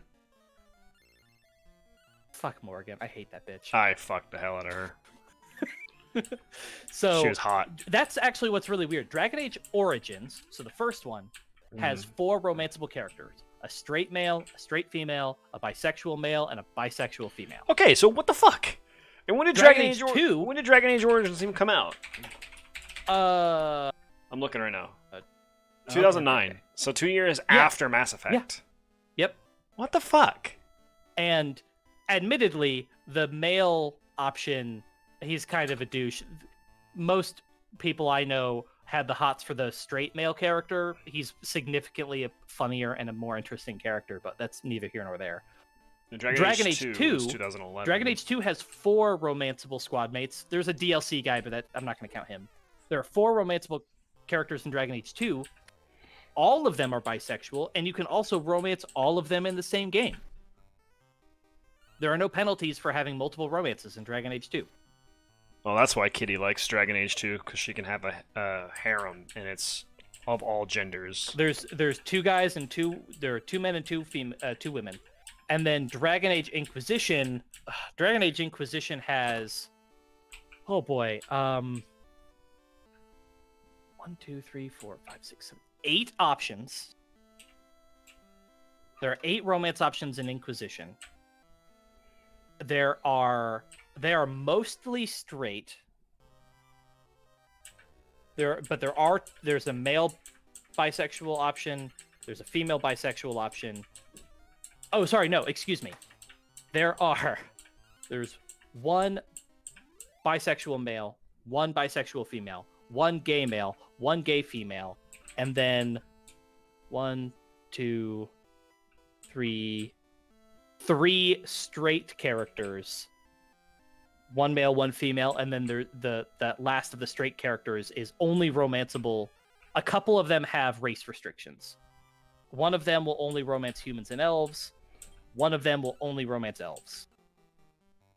But there are very specific reasons that make sense. And also, when you have, what did I say, 7 options or 8 options? Fine, you can have some restrictions on some of them. I mean, but still, why is it that Mass Effect gives you such a restriction when the other game that BioWare makes is like, oh yeah, go ahead. Really known for, yeah. And hell, Dragon Age even has, so Dragon Age has various like codex and whatever type information you can find in the overworld, right? Mm-hmm. Dragon Age Inquisition explicitly has a section. You can find a codex where it's a guy who like was studying sexuality in this like fictional world, right? He's like, here are the sexual traditions of the people in the 7 main countries. Well, and he talks about all of them and talks about how like in some countries it's a little less okay, and in some countries they don't give a shit at all, and in some countries they give a shit but they also do it anyways. There's a country that's like very much hierarchical, like patriarchal bloodline kind of situation, and so they care a lot, but they also just like have lots of mistresses and whatever. I don't know if there's a good male equivalent for that, but like you marry somebody, but you can fuck whoever you want. What is the male equivalent of a mistress? Is it just a mister? I mean, I would think it would be master of some kind. No, that's a different thing. It has to be a mister, right? Paramour. is what I got, or Mister. Yeah, Paramore. Paramore. Mr. Paramore is not really gender specific, but it does work. Otherwise, Mister, which I don't personally like. Explains the name of a very good band and some songs that they released back in 2006. Yeah. But that is spelled differently. But it's a joke. It's a joke. Yeah. But yeah, Dragon Age and admittedly, Mass Effect's not progressive. I mean, true, but at the same time, they just it's very limiting for something that has aliens and shit in it. You know, it's like. What are we doing here? I mean, but I guess okay. So, if we think back, 2007, like the gaming boom, Halo 2, really started it, and then like Call of Duty 4, Modern Warfare, which was Halo 2 came out in 2004. When was Modern Warfare? Modern Warfare was 2007. So it's the same year that Mass Effect released. It came out in November 5th of 2007. And to be clear, Mass Effect 1 was like a cult classic for a long time. Right. It wasn't very well known until the second one. And it was like kind of buggy and had some problems and performance issues. Like, it is good that it's getting a remaster because even years later, you could like break Mass Effect 1 and have it crash and have problems. So this is very, very good. The thing about like Modern Warfare 1 or Call of Duty 4, whichever we would have it, was like it blew up the online gaming thing. It was bigger than Halo. I would say it was bigger than Halo 2. Like it was gigantic. People loved it, and it made this multiplayer gaming more accessible to everybody. So gaming blew up. And in the campaign, they have there's some shit that you do and you're like crazy. And then they released and we talked about this before. They released Modern Warfare 2, and gaming is just at this point gaming is off to the fucking races. You have Xbox 360, you have PS3, and they're just fucking blowing up everywhere. And in the game, Modern Warfare 2, there's a portion of the game, which spoilers for a game that's fucking 10 years old. You are a Russian. You're in this Russian mafia thing. And you're a spy, and you have to go into an airport, and you have to gun down all these people. And the new one, they've just recently re-released it in Modern Warfare 2 campaign HD or whatever, and they still kept that mission, and you can always choose to skip it, which is great. But apparently, when we've talked about this before, they got so much press because it used to not be skippable, and they got pressured into making it skippable, which is wild because then there's games like Last of Us 2 that just came out that have some pretty brutal shit that is not skippable. So like it's crazy. Admittedly, though, it's crazy to not see like this anti-American. This progress. The airport that you gun down, I don't think is American, by the way. I think it's somewhere else. Okay, fair enough. But this progression in gaming is actually quite crazy if you want to think about it. I think look at all the fucking hentai and porn games that have come out on Steam. I mean, like gaming is just. What I think Last of Us Part 2 did is I'll try not to spoil it because I know you haven't played it, but there are sections where you are controlling a character making some kind of reprehensible or otherwise problematic decisions, and they make you, the player, push some buttons and do some stuff. Yeah, right? That was the major thing of Last of Us 2 is like it went against the grain. What they did really well is they you, the player, are having this conflict like, I don't want to do this, but I think I have to. Mm-hmm. And the character is having the same dilemma, and they are showing those emotions at the same time. So they are really making a point to put you in the shoes of like, the person knows what they're doing is bad, and the character knows what they're doing is bad, and you're doing it anyways. Right. And like it gets. I still think you need to play Last of Us 2 when you have the chance. All right. It is. Do we need this tree face guy? No. We don't? Face tree? No. Yeah. Okay. He was a boss early on, but nah. I'm going to use him, and then I'm going to use the 2 spot slimes we have, and then I'll level them both to 10. That should get us to a plus... Wait, we have to get to a plus 5 before we breed with it, We need right? 2 spot slimes. We need a spot slime, which is plus 5. So we can use these spot slimes. How you make us... Okay. How you make us... I understand what you're saying. I gotcha. Never mind. I get it. What we need is a regular spot slime, and then we something need a that's spot +5. slime that has +5. And to make a spot slime, you breed any slime with a beast. But I have two. I have two spot slimes. I can't breed a spot slime. Which means we should have a spare. I can't breed a spot slime as the pedigree and have something else go into it, and it won't be a spot slime again. If you breed it with the beast, it will. Okay. The only beast we have is So what do we have? Grizz. We have a tree slime. We have a tree slime right now that's how many pluses? 2. 2.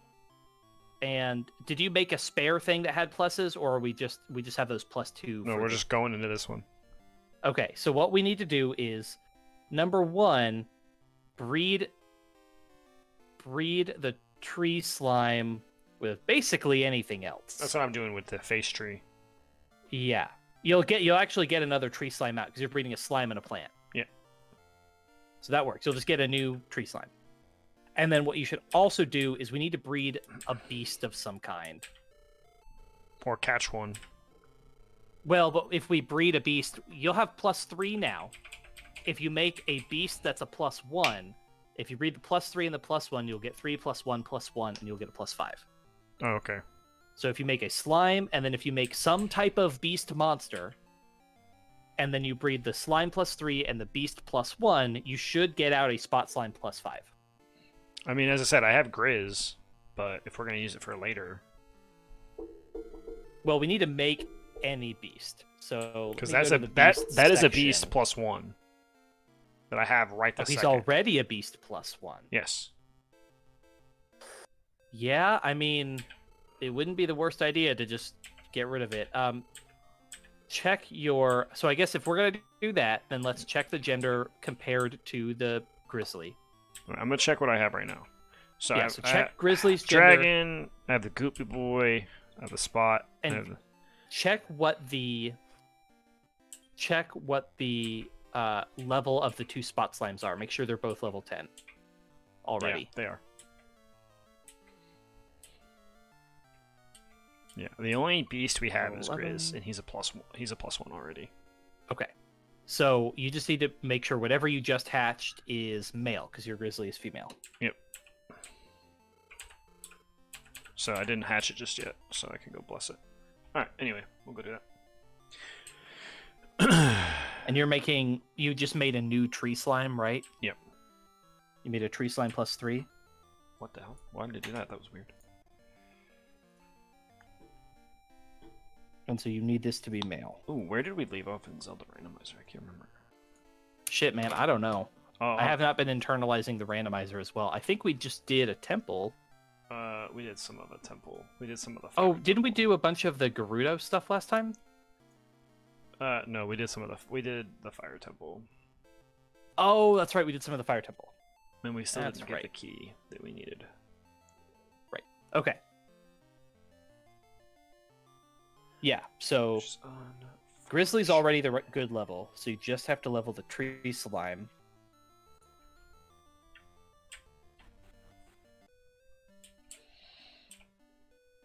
Yeah. Hey, look at that. We were able to vamp about Mass Effect instead of Pokemon this time. Yeah. we were indeed. For real though, I cannot wait for you to play. I hope that you stream it on here. Yeah, I will. Not even as the podcast. I will. If I'm not playing Mass Effect, I will come join you. I'll watch you play. That's already a dude. While Jaden is playing, and then I'll take over because we might both wind up playing it on. Grizz was a boy, right? Time around. Grizz is a girl. Grizz is a girl. We have a boy. Okay, so you need a boy. We're good to go. All I have to do is level this thing to 10, and then we'll have a gold slime by the end of the night. So we should, yeah. But yeah, no, so I played Mass Effect 1, 2, and 3 all on my PC, and Jaden played it almost entirely on the console. I hope that if they do an upgrade to the PS5, if they can incorporate the triggers on the controllers, because I love it. Yeah. So dude, I can't wait for you to experience. It's a shame that it only is an ME1, but Mass Effect 1 does not have an ammo system. That's nice.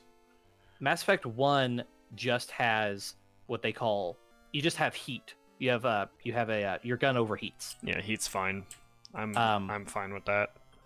That said, later games they did end up instituting an ammo system because they went with like multiple different kinds of ammo.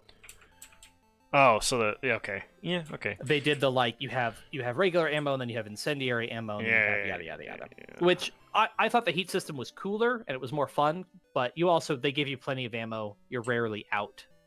Like unless you really favor Yeah, but see at one that of the point, rarer like types. just like I agree. why? If like you've got Last of Us where you can like actually run out of ammo if you're not careful. And then you have games like this where they're like also two separate games though. That's a whole different. That's like a completely different genre of game. No, I'm just saying like you have a game where you have like if ammo is gonna not be an issue, then I don't know why I need to care. Exactly. That's my point. Like if there's always plenty of it, just make it non-existent. For like at least for like the base type, and then just do the other types as you have to give pick me those a reload. Give me a reload. Yeah, who cares? Especially in a science fiction game where they explain that guns don't use bullets. They use solid metal cartridges, and your gun shaves off and like vaporizes small amounts of it and uses that as a projectile. And then metal cartridges are easy to fucking. I mean, like that's. You just load in a block of your ammo. It's not bullets though. The gun does that for you. Like just. Yeah, I agree. It's frustrating. Fuck. We've come this far, but we haven't progressed far enough. Yeah. That said, Mass Effect.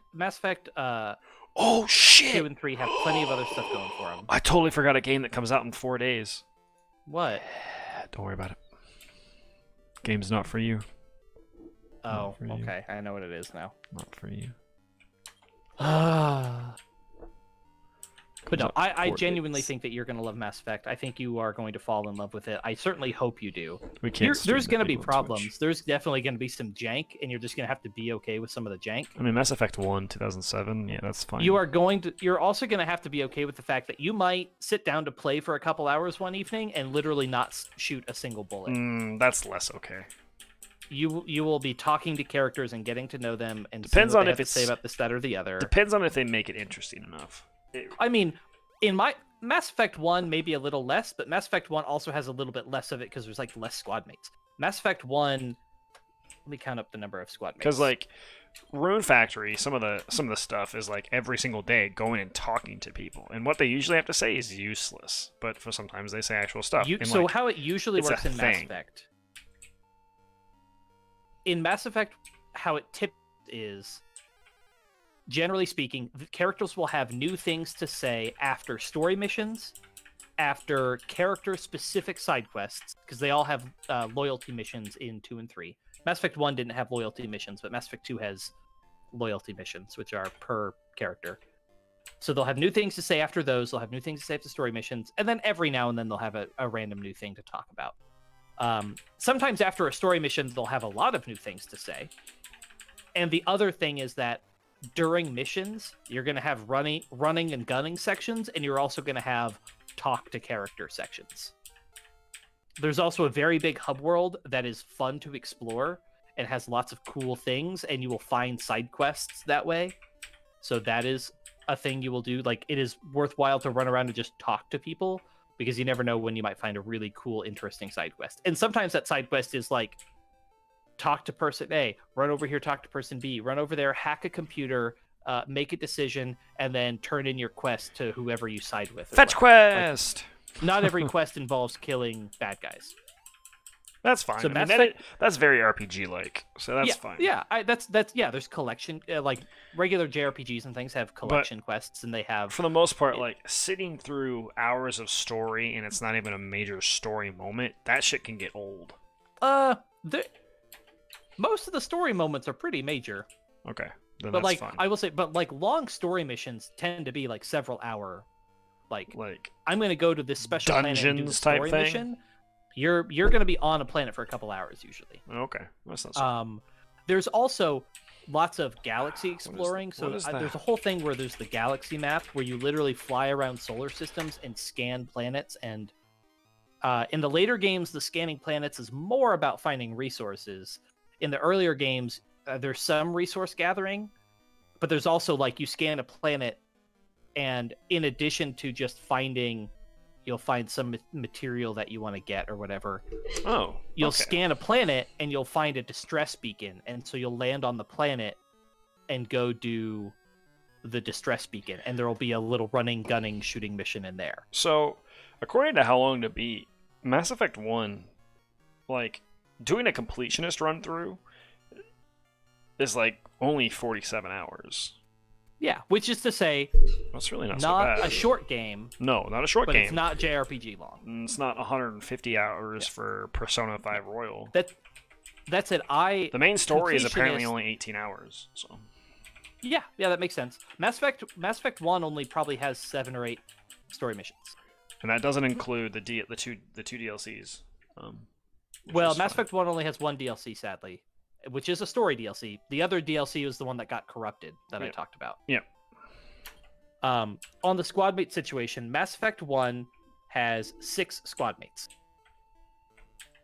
Mass Effect 2 has 13 and a half squad mates. It's a very Mass Effect heavy podcast. 2 of the squad mates, sorry, 13 and a half kind of. There are 2 DLC exclusive squad mates, and then there is a really big, really long story DLC where a character joins you, but she's only a squad mate for that DLC. And then she stops being, she's only a squad mate during that one special mission. And then the half squad mate is there's a squad mate who, depending on choices you make, can swap out for another squad mate later on in the story. Mass Effect 3 has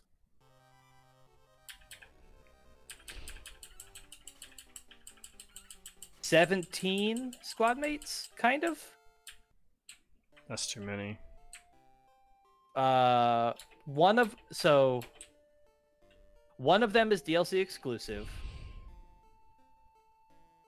Okay, sorry. One of them is just a DLC where if you have the DLC, he can join your squad and he's a main story squad mate. That's it. Two of them are squad mates only during. It's another one where they're only on your team during a DLC campaign. You don't have your regular squad mates, you have them instead. And then that's right. There's another one where Did your husband play Royal yet? no. He's slacking. There are like Oh right, like, you give so- it back. You didn't even buy it. Man, that's big sad. Sorry, Mass Effect 3 does not have that many. So, like I said, one is a regular squad mate, but DLC only. 2 of them are only your DLC during a specific story DLC. And then one of them is a temporary squad mate who's optional to use during a different DLC. And then all the rest of the other ones are squad mates only in a DLC like arcade mode. They're past characters that you can come back and fight with in this DLC like mini game mode. There's like a gun arcade where you can train with your guns or whatever. But they're not squad mates. Base game has 7 squad mates, including the DLC. So a much more reasonable amount.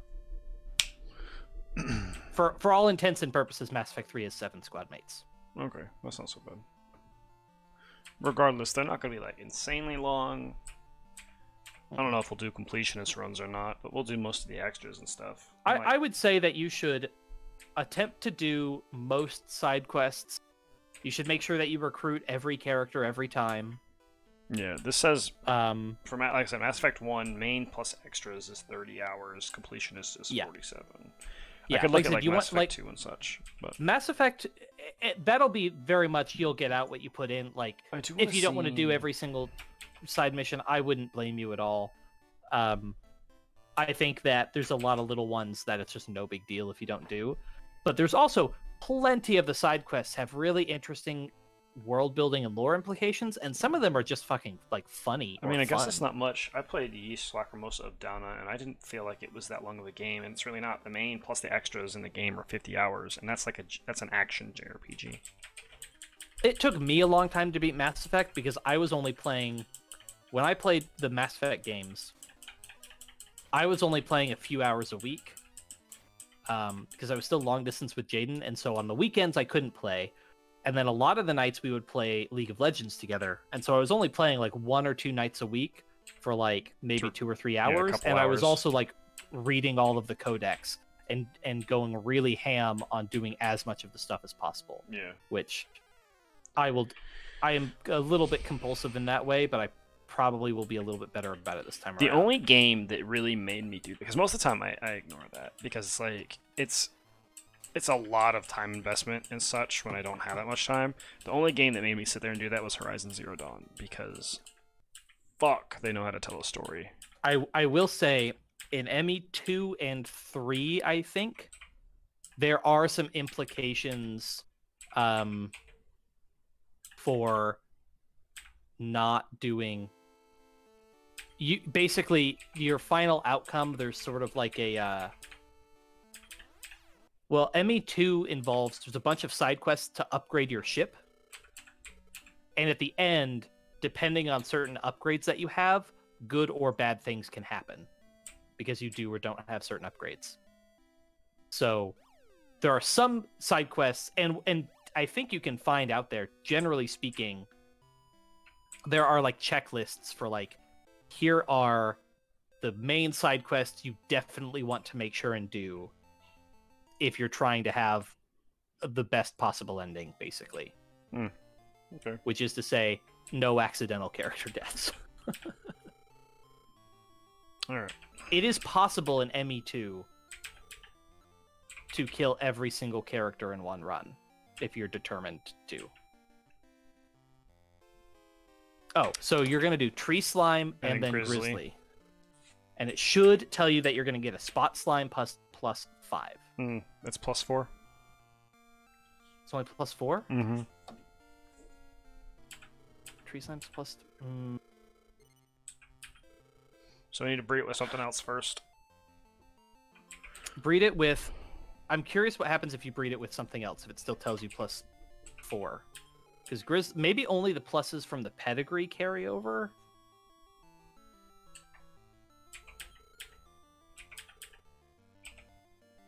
The only other female thing I have is the coil and the saber. Do we need those? No. I have the bubble slime as well, if we don't need that. Do the coil bird. Coil bird, okay. Box slime +4.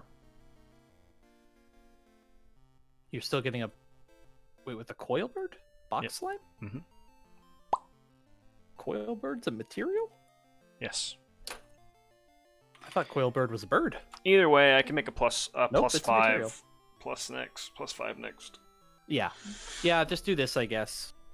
We'll get this thing to level 5. I guess this also means that... Go ahead. No, you're good. Just do it. Go rush. Do like a higher level dungeon, and then just take another strong monster with you. Yeah, I take Great Dragon and like with me. use the command to get through it real fast. I just hope I have another warp wing.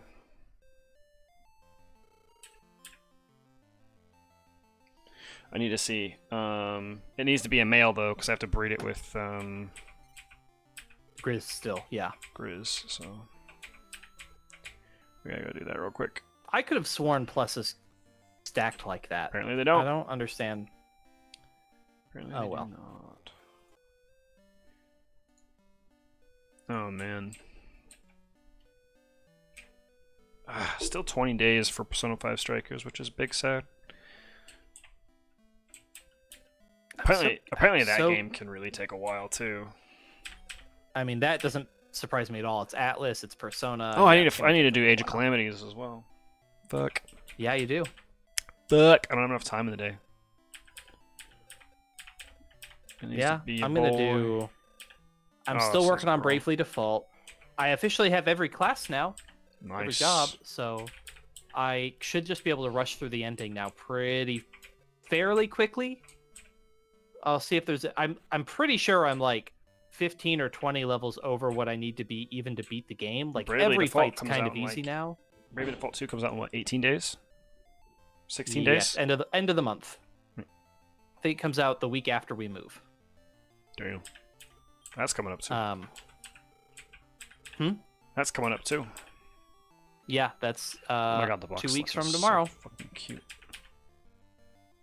We got 2 more weekends to get shit done.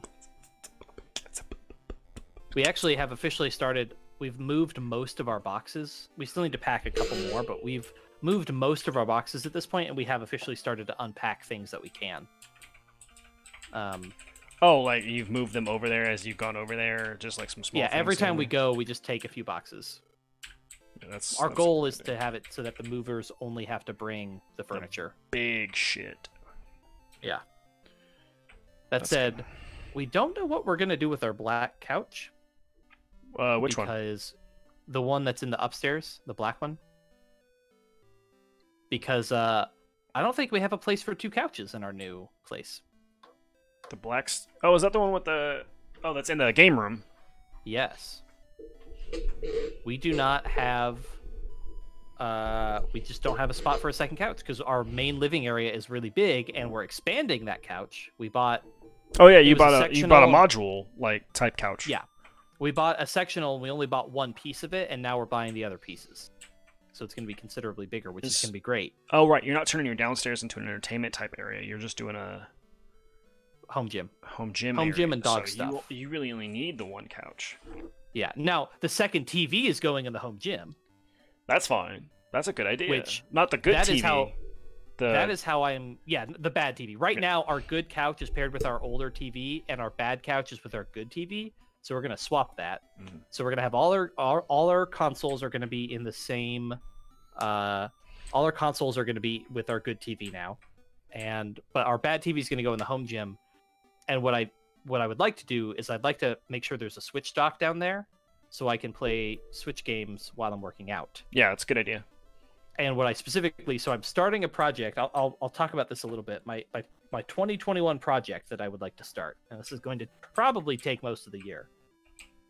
And I've had this idea just bouncing around in my head, which is, I want to beat Pokemon Sword with monotype teams of every type.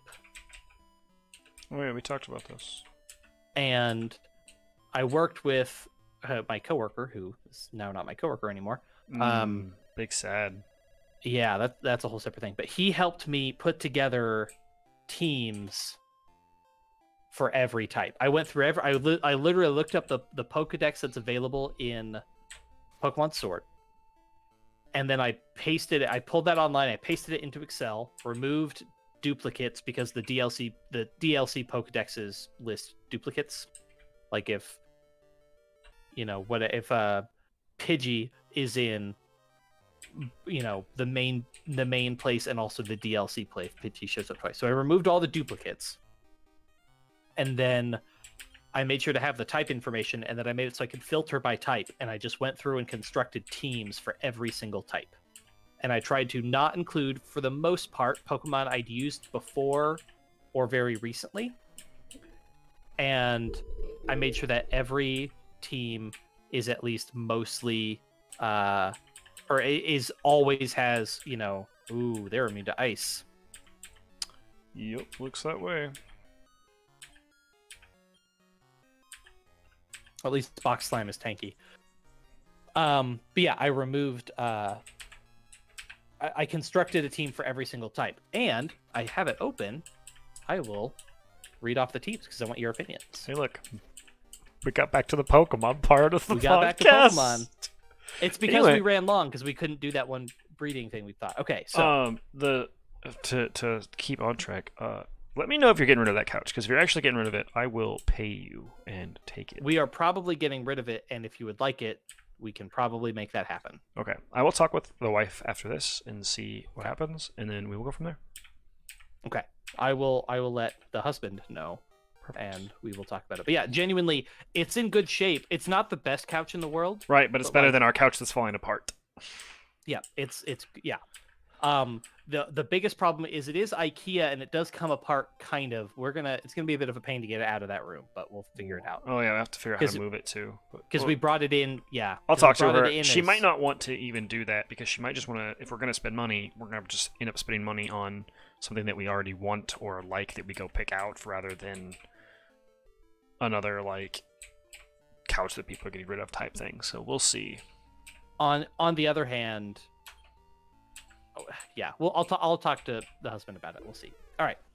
So, but my goal is to work on this monotype team. This would be a great workout project. I want to go work out for 30 minutes. I can boot up Pokemon, and I can slowly whittle away at these ridiculous challenges that I'm doing. Yeah, because I mean, Pokemon, I mean, in all honesty, doesn't really take that much brain power. I just need...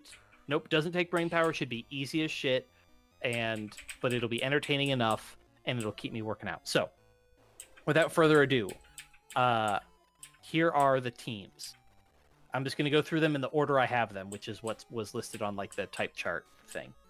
For the normal team, we've got Drampa and Heliolisk and Oranguru, Beware, Bouffalant, and Wigglytuff. That's not bad. There's an attempt as best as possible to have as much coverage as I can and make sure my weaknesses are covered as best I can. For the fire type, I've got Salazzle, Turtonator, Turtonator. You're going real heavy with the fire turtles. Centiskorch, Centiskorch is great. Arcanine, and Chandelure. Okay. Yeah. We've got, for water type, we've got Cramorant, Arctovish, Wishy-Washy, Dreadnought, Pyukumuku, and Clawitzer. Oh god, Pyukumuku. This is one of the later teams I put together, as you can tell by the 2 monotype waters that I have. Pyukumuku. Clawitzer's not bad though. That's the lobster Clawitzer's one. pretty cool. He gets a cool ability and some cool moves. So Yeah. he's actually a lot of coverage, even though he's just pure water. Yeah. Well, this is the forest. And Pyukumuku, I want to do his hidden ability because he has a really good hidden ability. Mhm. And Wishy-Washy, I've been curious about using for a long time, anyways, because like his whole thing is above 25% health, he gets like crazy good stats and is a huge tank. But then under 25 health, and he's like the 3rd lowest stats in the game. Electric type, we've got Pincurchin, Togedemaru, Oh, this Arctozolt. place sucks. This is a maze that resets itself. Yeah. Arctozolt, Dedenne, Lantern, and Bolton. Oh, You want to go up? using small Pikachu. I am using... Dedenne. There's also Togedemaru, who is also kind of a small Pikachu. Yeah, true. Yes. For the grass type, we've got... Oh gosh. That room that was the tiny L, go up through there. I've done this and it pooped me out somewhere else. See? You do this, and then you go here, and then you go right back into the main area. At least, I'm pretty sure some of these doorways don't work the same in both directions. I don't know, man. Go top left here. I know you just came through there, but I think that door, that was top right. Well, I haven't even gone in there because I got hit, but Yeah. But I don't think I've done it this way. I haven't done it this way because this is here. Okay, so what is this? All right, grass type. We've got.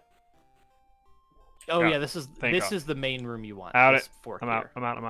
Doesn't matter. And it is the same every time, by the way. Oh hey, look, straight into another maze. Oh no, it's not. It's Okay. just the rock. Okay, thank God.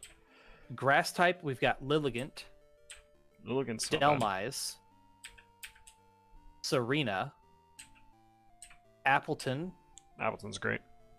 Cradilly, and Eldegoss. Ice type, we've got Avalugg. That looks good. That's fine. Bergmite is one of my favorite Pokemon. Bergmite is better than Avalugg in my opinion. Oh, design-wise, yes. I think Bergmite is adorable and great. Avalugg is good. All right. Galarian Darmanitan. Yeah, because it's ice. And fire. Darmanitan's not a bad Pokemon. Yeah. Frostmoth. Frostmoth. Ice Cube. Jinx. Jinx and is good. Mamoswine. I Mamoswine. didn't want to use Jinx. Mamoswine also good. Mamoswine's really good. Why are you using like Frostlass or something? Because... Is that on my ghost team? Are they unavailable? No, I think I've just used Frostlass before. I don't know if they were even available in that game or not. They are. I could have done Frostlass. but I think I needed other things to cover weaknesses or something. Fighting type, I've got Phalanx.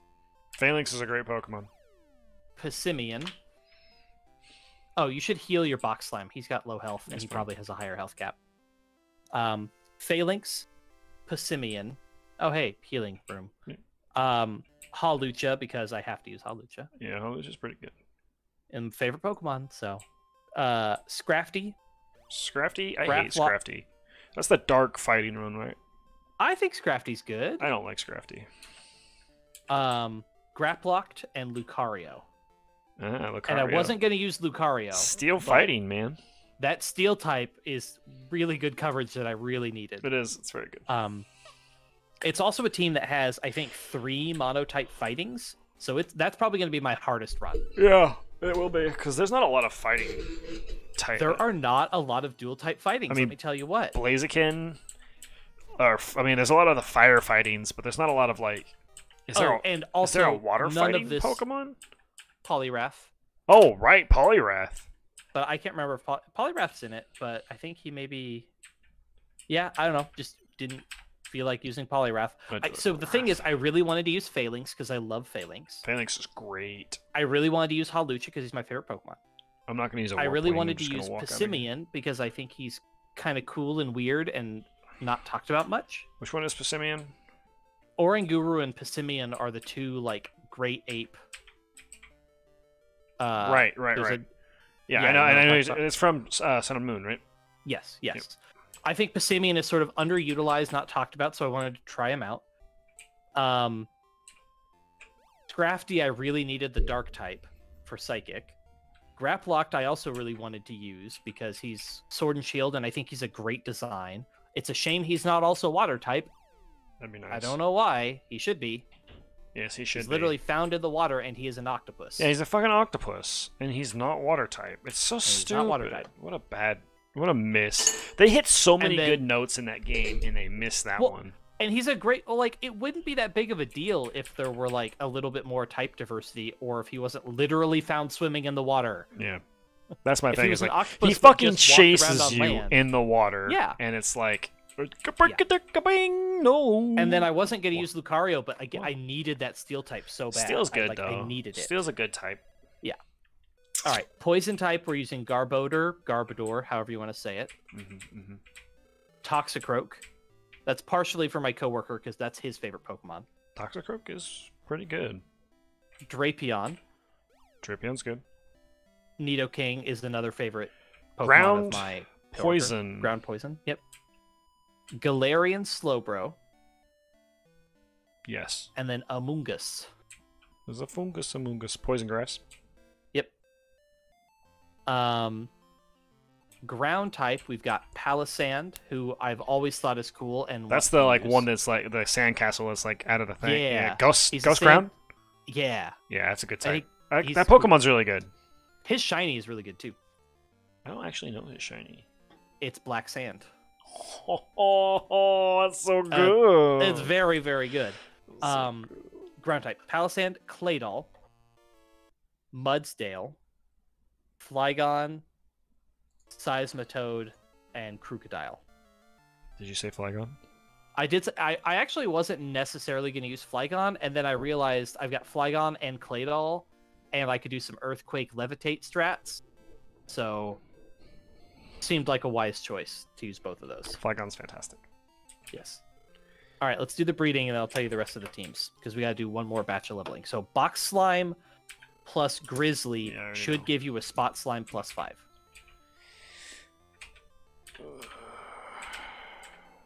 Yep. Spot Slime plus 5. Yep. Okay.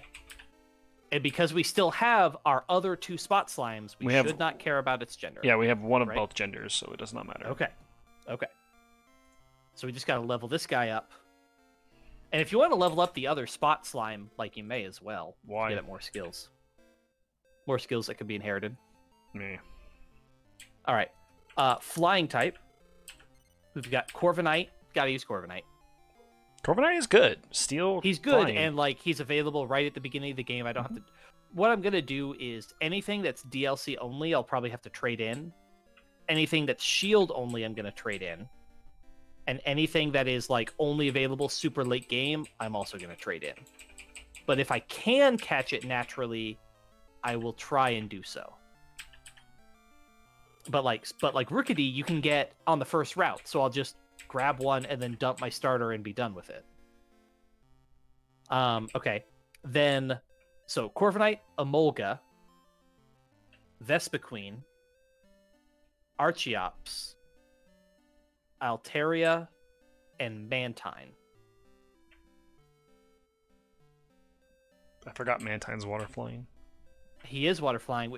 He's also one that's like he's cool and like everyone knows Mantine, but like no one uses him. He's just different and weird. He's a pretty cool also, Pokemon though. He's got one of the highest special defenses in the game. Yeah, he's a good Pokemon. So people really kind of do forget about Mantine. And Archeops is in there because he's flying rock. He has Earthquake access. He's flying rock, so he can deal with the rock types. He's the one of the fossils, right? Correct. Most of the fossils are represented in this breakdown. All right, this is gonna be tough. Almost all of them are somewhere. Ooh, trainer. You got nothing to lose. You're on the first floor. Just go for it. I saved right before. That way, if Spot Slime dies, I don't think I have to worry about it too much. Well, and you also Great Drac has Revive, doesn't he? Yes, he does. But I want him to get the experience, so. Well, yeah. I'm gonna try you do not need to catch any of these. If you want to go for it, you can, but there's no real reason to go for any of them. Okay, let's Ice Storm. If that guy on the far right Ice Air is left at the end, I think he's kind of hard to get a hold of otherwise. Let me check. What's his name? Evil Beast. Evil Beast. Yeah, okay, so he's not that hard to get, but like if he's alive at the end, throw a sirloin at him. He is not. Okay. He died Never immediately. Mind. The lamp is also I think you can get them also dead. Later. Okay. It was just not hard, is what it was. My guys are You got 500 experience. Monstrous. That might be enough for your Spot Slime to just finish. No, I don't think so. Giggity. Maybe it is. Oh shit. It's level 7. Come on, baby. We don't want to sit here all day. Oh my lord. All right, other Pokemon teams. Psychic, we've got Galarian Slowking. Slowking's good. Galarian Slowking's really cool. Malamar, because gotta have that dark type. Indeedee, who is a Sword and Shield, just kind of a weird one that I was Damn, like, it got to level Indeedee. 9. Oof, okay, you should be able to get it in 1 or 2 more fights then. Yeah. And then you can just Warp Wing out. I'm gonna just fucking Warp Wing it, absolutely, so that we can finish this and go start our Zelda Randomizer. Yeah. All right. Galarian Slowking, Malamar, Indeedee, Starmie, Behem, and Galarian Rapidash. I do like Galarian Rapidash. I've wanted to use Behem for a while because he's kind of weird. Like he's one of those just like random little Pokemon that you would never think twice about, that you would sort of kill. I honestly don't know. I would have to look it up to know exactly what you're talking about. He's the evolution of LGM. LGM. The little gemstone is that the little alien guys? Yes, the little alien dudes. Because it's LGM for Little Green Men, and Yeah. BEM is another like bug-eyed monster, I think is what it stands for, or something like that. Hey, there it is, level 10. Let's fucking go. Bug type is Scolipede, Orbeetle, Araquanid, Crustle, Galvantula, and Ribombee. Garantula's so good. I wasn't going to use Ribombee because I actually used it in my Vanilla Sun playthrough. But Ribombee is really good and provided a lot of coverage that I needed. So I went ahead and did it love me anyways. some Garvantula. And I don't like spiders too much, and I like Garvantula as a Pokemon. Yeah. Rock, we're going with Stonjourner, Caracosta, Tyranitar, Oh, God, I love Lycanroc, Tyranitar.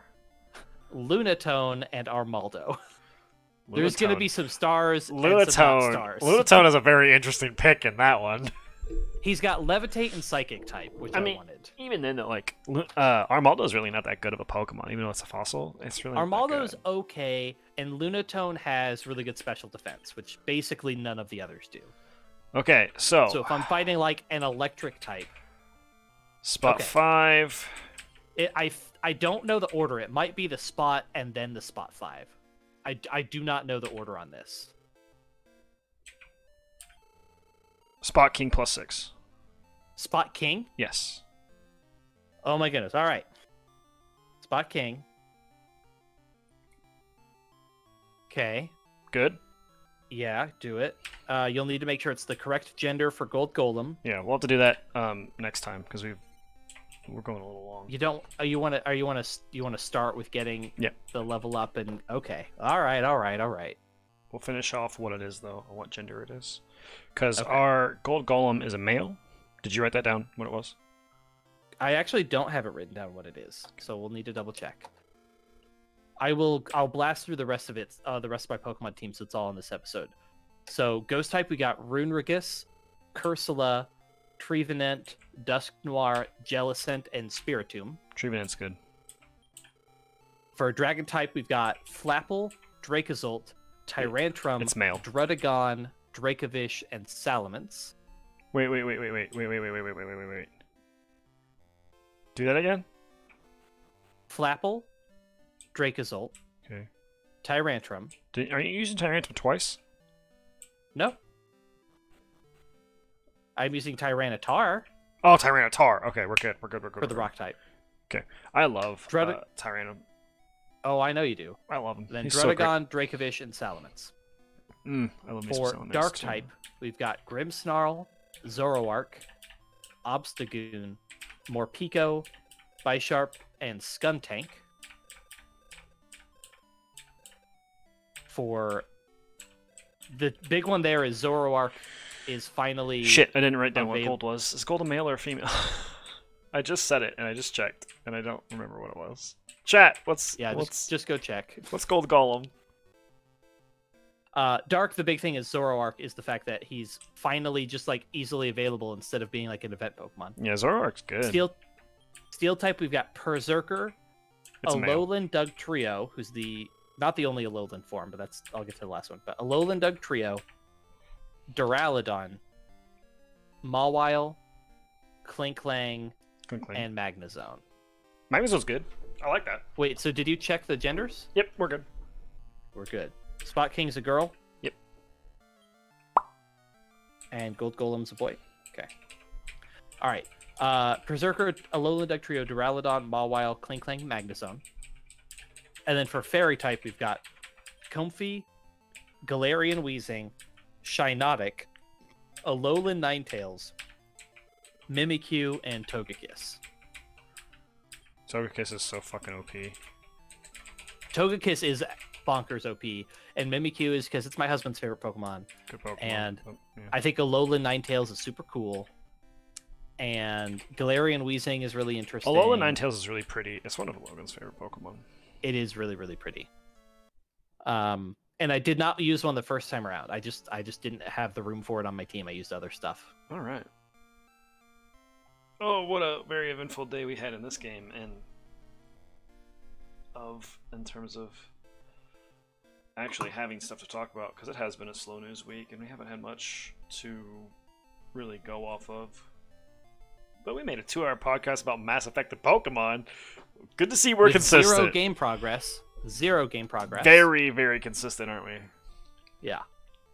We haven't progressed the story in this game in like 3 weeks. It's fine. We'll do it next time. It'll be all right. We're gonna this is basically gonna be our final team. We're basically just gonna run with this for a while. Oh yeah, we're just gonna speed through the game so that we can play Pokemon the card game. Also a good game. Oh right, that's what we decided we were doing next. I mean, we could do Age of Calamities next, but Pokemon the card game is also good. I mean, Pokemon the card game isn't gonna take us that long. It's really not. It's a fairly easy game. But thanks everybody for sticking around. If you're on YouTube, go ahead and go over to the Twitch channel, follow us so you can see these live, and then you can see us play Zelda Randomizer, which is coming up right after this, because we have a lot of fun with that. It is a very good time because I get fucked Every time. We should be doing more of that soon too. Like once I move, we're going to be doing a lot more. Hopefully. Wind Waker. Can't figure out how to wait. do the. You need the adapter and stuff. Yeah, I'll solve that problem soon. It's getting it to work is kind of a pain in the ass. Once you get it to work, it's pretty nice. So I could also try. Doesn't the Nintendo Switch controller just work with computers? it does. Yeah, it does. I feel like that would be a great option That's for okay. a Zelda game too. The thing is about with It's got a GameCube controller is this. It's the way that the stick is. Yeah. The way this stick is just different. Like this is just a whole different type of analog than other games have per se, and like those notches are very very helpful to have in there. Yeah. Well, I might start with the Pro and see and do some test runs with it, and we'll just see how it goes. You might have to test the dead zones and such, and if you don't mind it, then it's fine, right? Then we don't have to worry about it. But well, and I could maybe if the play the first night, and if it's fine. We're also gonna have to figure out the logistics of it as well.